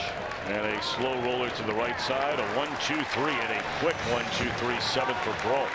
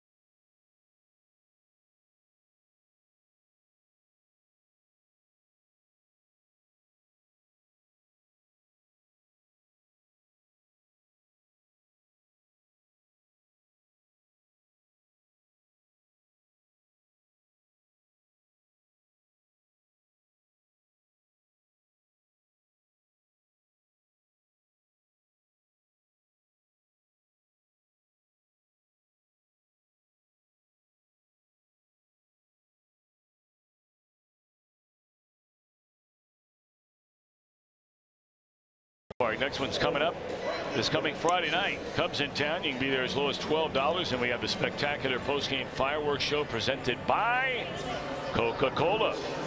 For tickets, visit Reds.com. All Pirates so far here today, and the Reds going to make some changes in the field. Shepler's out, part of a double switch with Brandon Dixon going into right field. And now on the pitch will be Dylan Floro. He's having a good year. Floro's been good. He has had, this is his 3rd year in the major leagues, and each one of those seasons has been with a different team. Broke in with the Rays 2016, pitching 12 games there, all out of the bullpen. Last year, 3 games with the Chicago Cubs. That did not go well, and that's when the Reds were able to pick him up, and now in for the 18th game and a nice tidy earned run average down in the low 3s.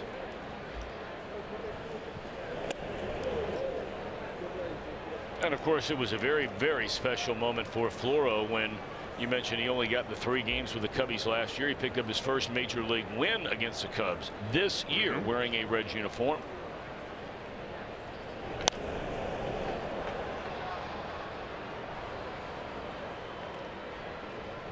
I would imagine with the Pirates, we're going to see them do with Brault what the Reds did with Lorenzen last night. They'll probably let him go. He's been a starter already this year for this team. With a 5-run lead, they may let him just try to carry it the rest of the way and get a 3-inning save. Weak ground ball to the shortstop. Marte really busting it up the line there.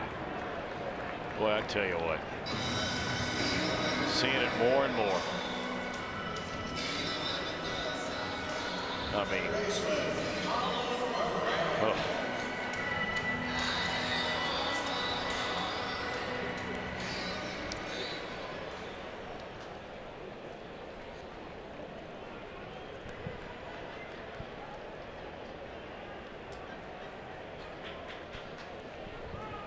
Gonna check in here with Jim Day with more on Dylan Floro. How about it, Jimbo? Well, he's mostly a quiet guy in the clubhouse, and I was surprised when Jared Hughes calls him the Florosopher, because he's always dropping some motivational sayings on people. And Jared Hughes writes these in a journal that he keeps, which we'll talk about more. You'll see an interview coming up on future Reds Live and a future in-game hit on this journal, old school style, that Jared Hughes keeps, but the Florosopher.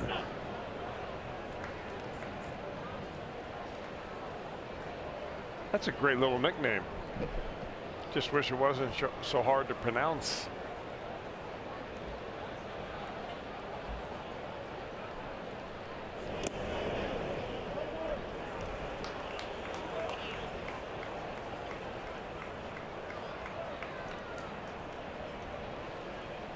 I'm looking forward to seeing that piece at Jim Day. You know, he's got to be, you know, really, really close with Jared Hughes, who's one of the most likable people I think that has ever played baseball. I don't know if there is a nicer person that I've ever met in the game than Jared Hughes. I mean, this guy is just a really good dude, and Jim Day has become quite fond of him. And they got to talking about that journal, and he was telling me about it the other day. Jared Hughes was, because remember the other night when he came into the game and he walked the batter, which brought the tying run to the plate, and he was throwing 2-2 slider, that kind of thing. And I walked up to him. I said, you know, I got to tell you, and I got to ask you. I said, just so you don't hear it from somebody else, you hear it from me. I said, I got on you pretty good the other night about that walk. He said, you should have. He said, I'm so mad at myself I can't see straight. He said, I wrote it over and over and over and over again in my journal after the game. And that was the first I'd heard about the journal. And he said, how in the world am I throwing 2-2 sliders to anybody with a sinker that I have? Come after the guy. If he hits a home run, he said, so what? We're still ahead by a run. He was really upset about that walk. And it forced the Reds to bring in Iglesias. Wasn't that the game, or did he end up getting the final out? I'm trying to remember. No, they had to bring in Wandy Peralta to get the final out in that 8th inning. And then Iglesias went to 9th. Yeah, there have been a lot of guys along the years that have kept journals. Most of them have kept it kind of quiet and to themselves. You know, they're almost embarrassed that they do it. But Hughes, on the other hand, is a guy that will talk to anybody about that. And I mean, he is all the time writing something in it. Hooked into right field off the bat. Dickerson's coming for second. Here comes a throw by Dixon. And not going to be in time. That'll be a 2-out double for Dickerson. Well, you don't get the double there unless you think about it right out of the batter's box. Because that was played very well by Shepler.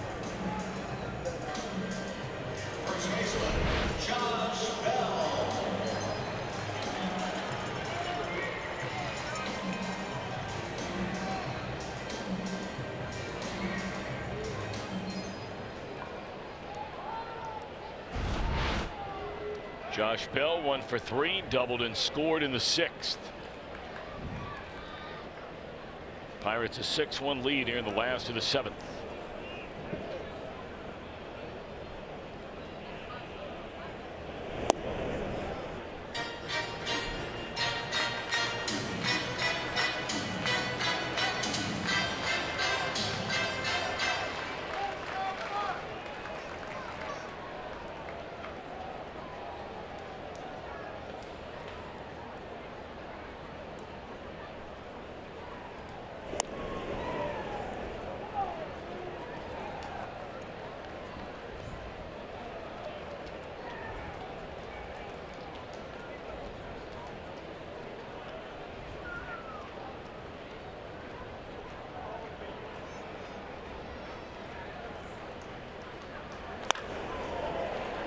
Votto makes a play from his knees, feeds Flora for the final out of the inning. And hey, listen, I've just been told Jim Day's going to give us a sneak preview of that journal for Jared Hughes. So don't go anywhere.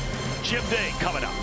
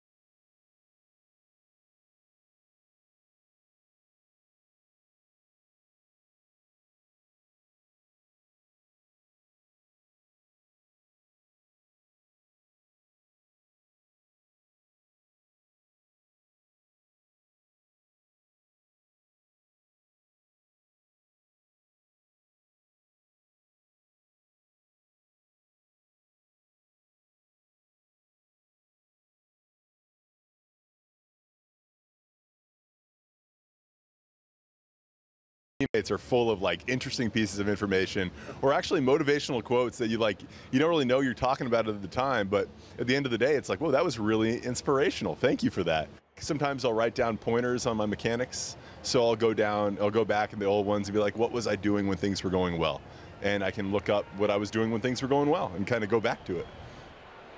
And the aforementioned journal there, and it's old school. There's nothing electronic about that. It's old school pen and paper, and he not only writes that, but he'll write his schedule for the day. I mean, down to the detail. 6 o'clock, wake up, jog, eat lunch, go to the ballpark, work out, bullpen. But the most important one, he reminds himself to call his wife each and every day. And he writes that down in the journal. He has a time set aside to call his wife. Good for him. And by far, I told him, that's the most important one. Well, I think he already knows that. An easy ground ball out back to Stephen Brault. The left-hander takes over again for the 2nd inning in a row, and he's retired Scooter Gennett to start the 8th. Brault originally drafted by the Orioles, 11th round, 2013. Grew up in El Cajon, California, a suburb of San Diego. Ended up going to Regis University, which is in the Denver area. Traded over from the Orioles to the Pirates in 2015.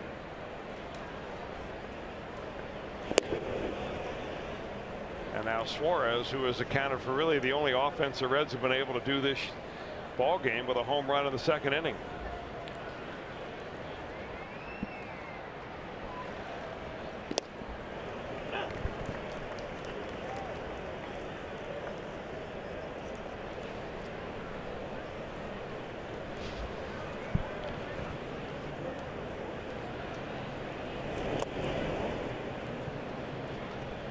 Brault not overpowering. He's a guy that has started 5 games. He's in his 19th already, but the starting rotation, no options right now for him. So he'll pitch out of the bullpen until further notice. 2-1 on Suarez is a roller foul.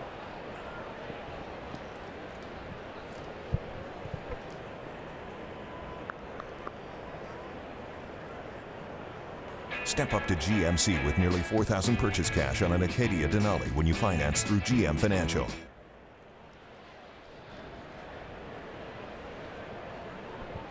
Brault has retired all 4 batters he's faced since replacing Nova in the 7th inning. I don't know about you, but what little we've seen, I think there's a lot to like about Brault. He's got a little more giddy up on the fastball than you think. He's got a good combination of off-speed stuff. I get the feeling that the Reds have seen him at his best. You know, if you really start looking at the numbers, he walks way too many batters. Yep. He's about 5 walks per 9 innings, and you know, he's still a young kid. I think he's only 26 years old. Brault is. He's had really good numbers as a starting pitcher in the minor leagues. Really, really good. Now, whether or not he'll get another opportunity for this Pirate team remains to be seen.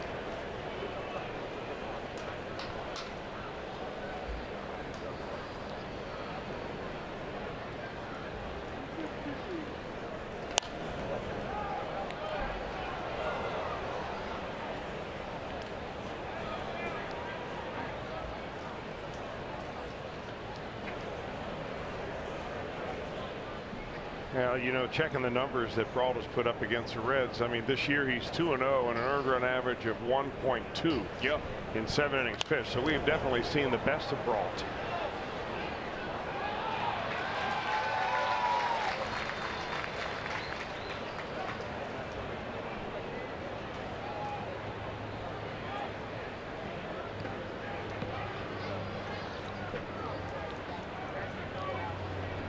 Another lengthy at bat for Suarez, and again a 3-2, and we'll do it again.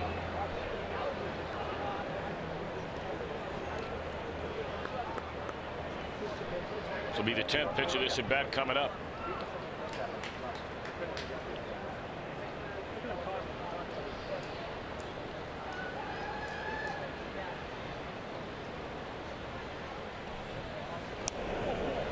And he missed trying to come in with a fastball. So it's a 1-out walk. First base runner against Brault, and now he'll turn his attention to Jesse Winker. Left fielder, Jesse Winker.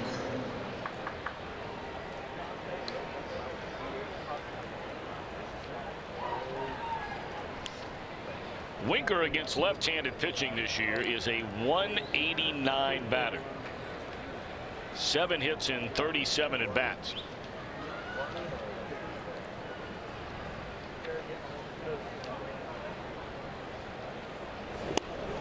Strike 1.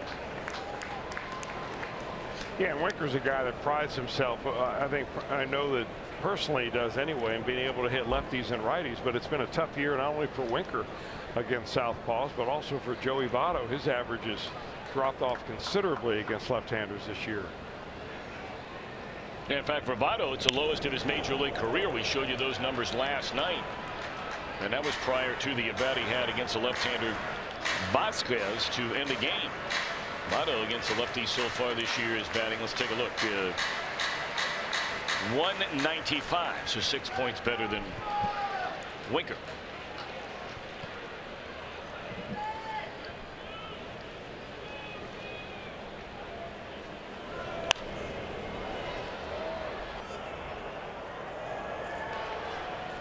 Reds with 1 on, 1 out here in the top of the 8th inning. Beginning to run out of outs. Trailing 6-1 in game 2 of this 3-game series. Road trip began with back-to-back wins in Kansas City. A tough loss here last night.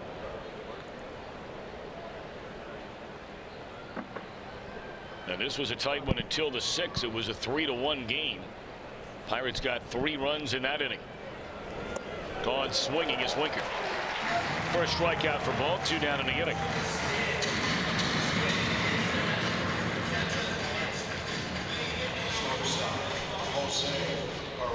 Stephen Brault has about 6 different pitches if you include both of his fastballs, and he's got a cutter, a slider, and a curveball. So that was one of those 3, probably the curveball variety, to get Winker way out in front. Sporting some serious ink too. Well, he fancies himself as quite the musician. Apparently he plays in a band during the offseason in his hometown of San Diego. Their San Diego based band, the Street Gypsies. It's a big league name. Sure is.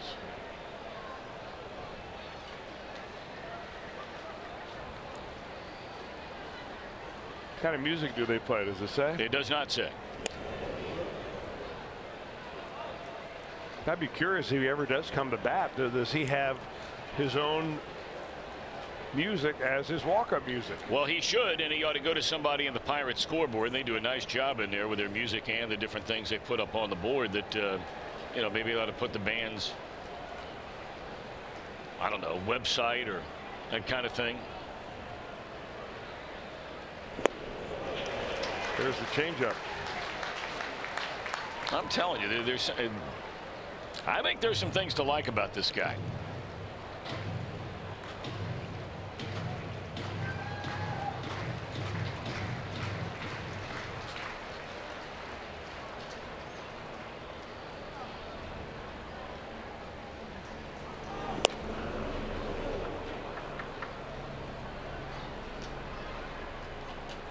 I mean, he has had some incredible minor league seasons. Last year at Indianapolis, he went 10-5 in 21 starts with a 1.9 ERA. He's had minor league seasons where the ERA was 2.1, 0.5, 2.09, and he's only allowed 1 base runner through 2 innings today.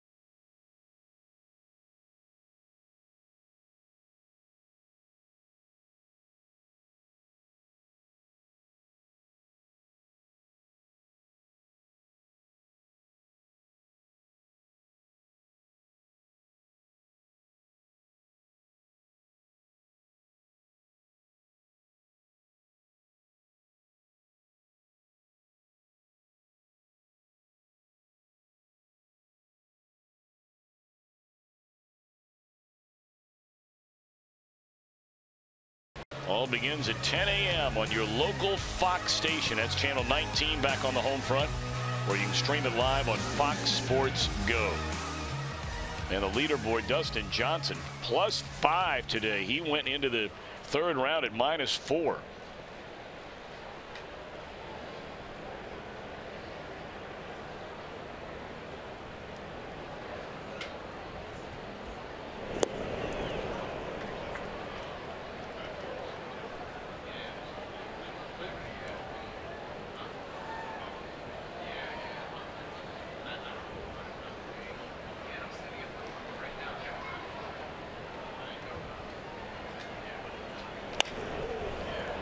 On the ground to the second baseman.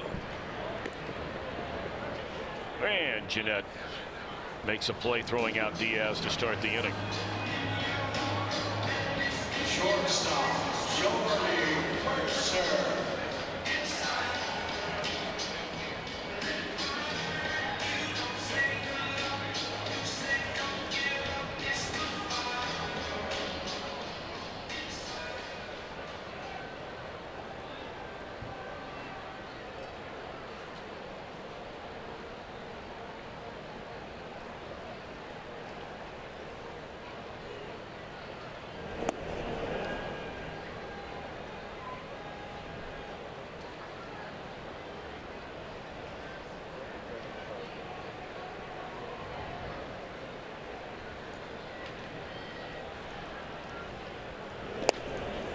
In there, a strike to Mercer.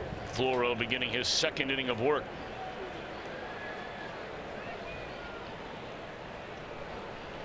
Polanco is in the on-deck circle.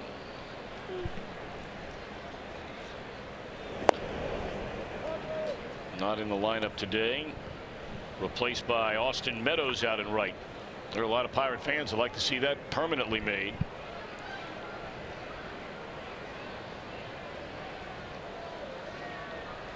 Yeah, that means the Pirates would have to eat a little bit of money and eat a little bit of crow, which is often the case with a ball club that, you know, rewards a young player who they feel is going to be a foundation to the franchise with a big contract going forward, only to find out somebody coming along in the system might be just a little bit better.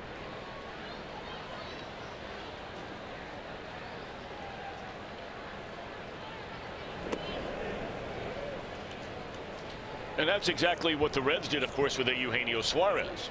They were under no situation where they had to give him a lengthy contract. They had a couple of more years arbitration eligible. They decided to give Suarez, who universally is so well liked and so highly thought of and so committed to being a better player, and the Reds thought a 7-year contract for him was a good one.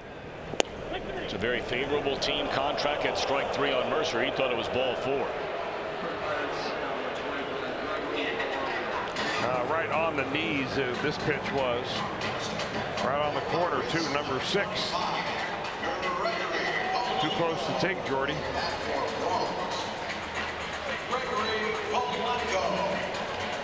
So Gregory Polanco will bat.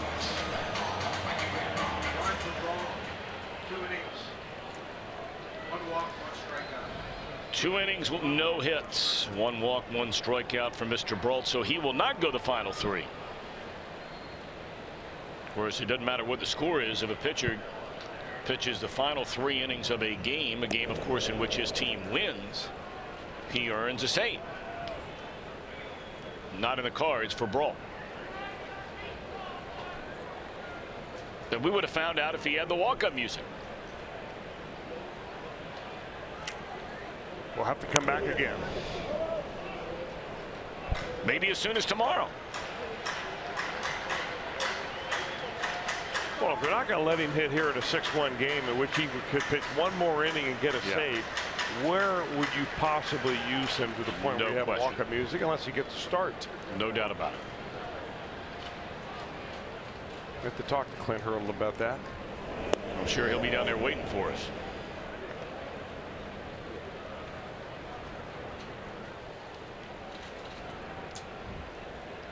Hurdle has become a fixture here in Pittsburgh.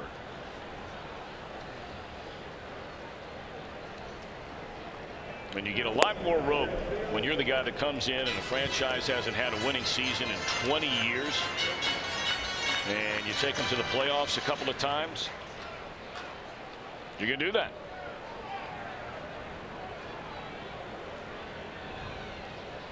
Been the manager here since November of 2010, so the 11th season. His first year as a manager. It's his 44th overall year in professional baseball. What the Pirates have done very well this year is play interleague play about as well as any National League team out there. They have won 10 and lost 2. So they're 4-0 against the White Sox, done with the Sox. They're 5-1 against Detroit. And they have Kansas City coming into town, I think, very shortly. Popped up. Long run for Suarez, and he will get there in time to end the inning. So good couple of innings of work out of Floro. No runs allowed. Reds will bat in the ninth, trailing 6-1.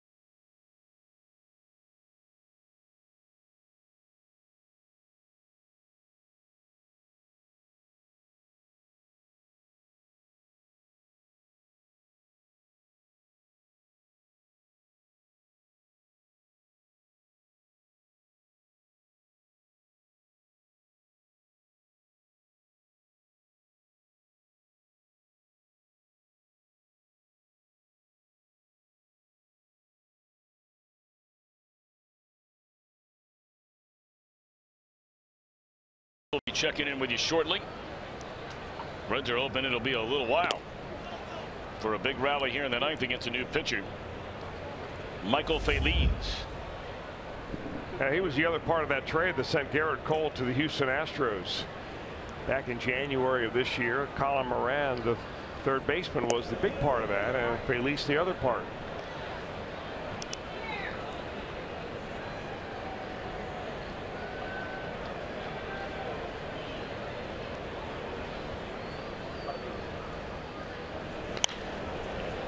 Brandon Dixon getting his first at bat of the game. Lifts a fly ball into the corner, and it's out of play. Dixon to be followed here in the Reds' ninth inning by Billy Hamilton, and then Scott, the pitcher spot of a pinch hitter. Now, Feliz came over here from the Houston Astros with a win-loss record as a reliever. Now, he never started a game over there, but a win-loss record of 12 wins against 3 losses, which is what happens when you play for a team like the Astros that really score a lot of runs and win games. In middle relief, you could come in, your starter's getting beat up a little bit before the game gets out of hand. You hold the other team down and your team scores a few runs. All of a sudden you pick up a couple of wins. 8-1 as a 23-year-old a couple of years ago, and 4-2 last year.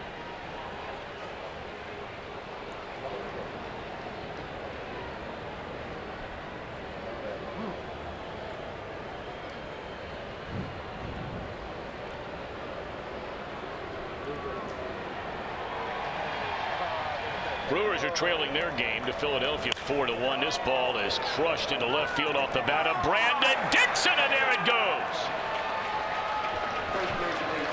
First major league home run for Brandon Dixon. How about that? Congratulations, young man.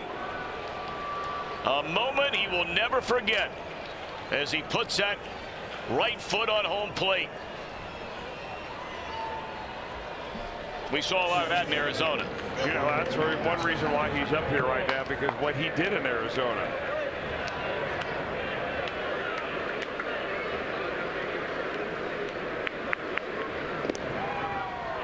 Well, what a great moment for Brandon Dixon. Jim Day, you may remember, was with his mom and dad in the stands when Dixon was brought up from AAA Louisville. They flew all the way in from California. Come on, you're allowed to smile. I know your team's getting beat. He's going to walk away from everybody. And it was starting one there. It's a foul ball.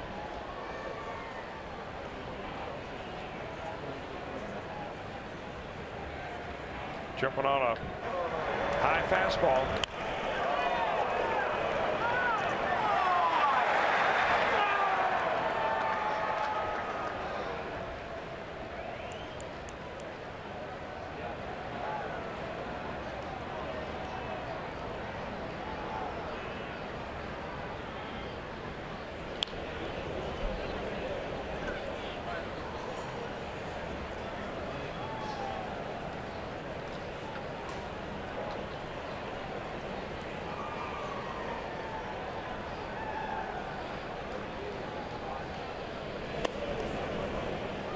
2-2 on Billy Hamilton.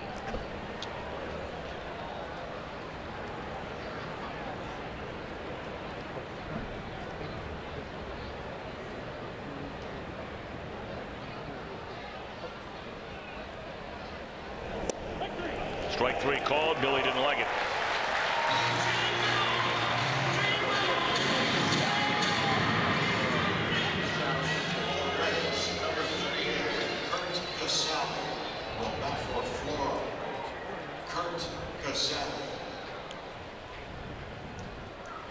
Kurt Casale going to be the pinch hitter for Dylan Floro. 2 innings for Dylan. Allowed 1 hit, 1 strikeout, no walks, no runs.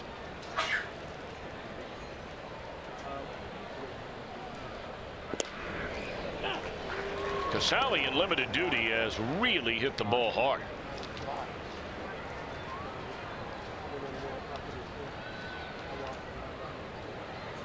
.14 at bats, 6 hits, a home run, 2 doubles, 2 runs batted in. He had another chance at a double. Remember the play that was made by Alex Gordon the other night when Gordon threw him out at second base, making a great play on a ball that was smashed off the left field wall.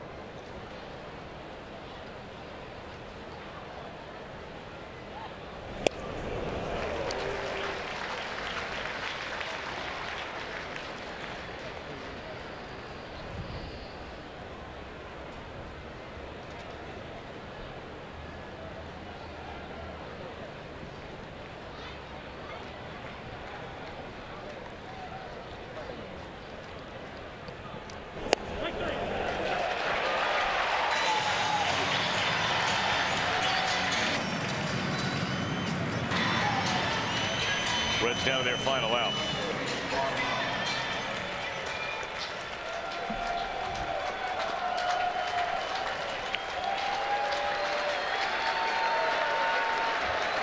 So now the Pirates, who had not won back-to-back games in 4 weeks, are trying to make it back-to-back-to-back wins. The last time they won 3 games in a row, you've got to go back to when they hit their high water mark of the year, when they went to 26-17, all the way back on May the 17th. So nearly a month since they won 3 in a row.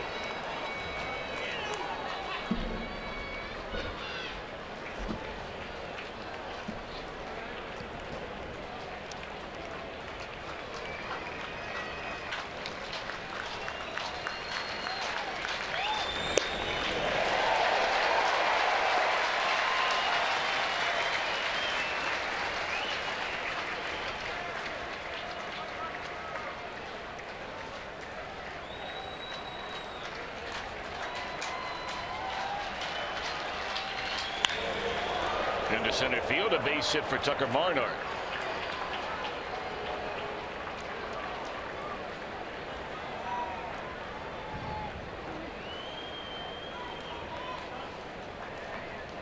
first baseman, Joey Votto.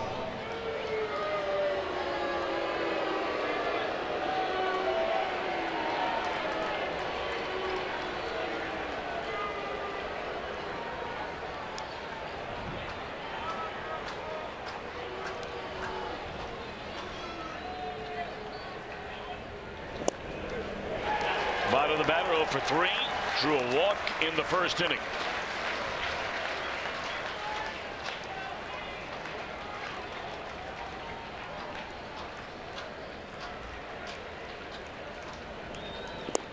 Strike 2.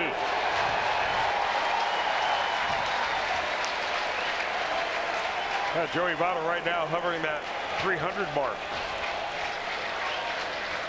A hit here and he sleeps with a 300 batting average. If not, he'll come back and work on it tomorrow.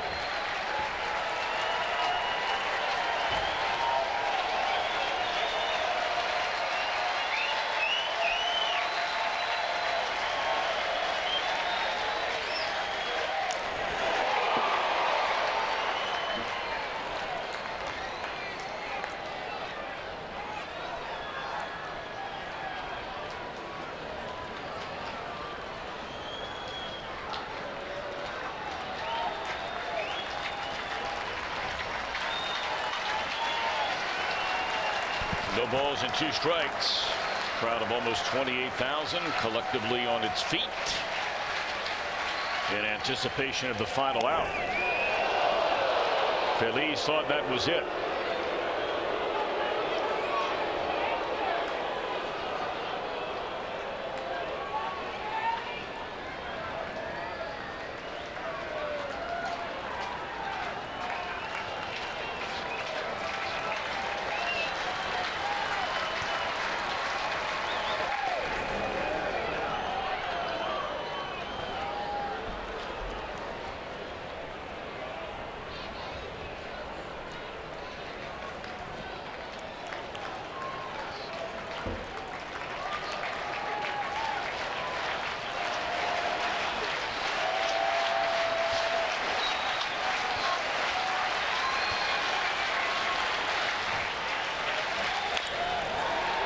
And that is a fair ball.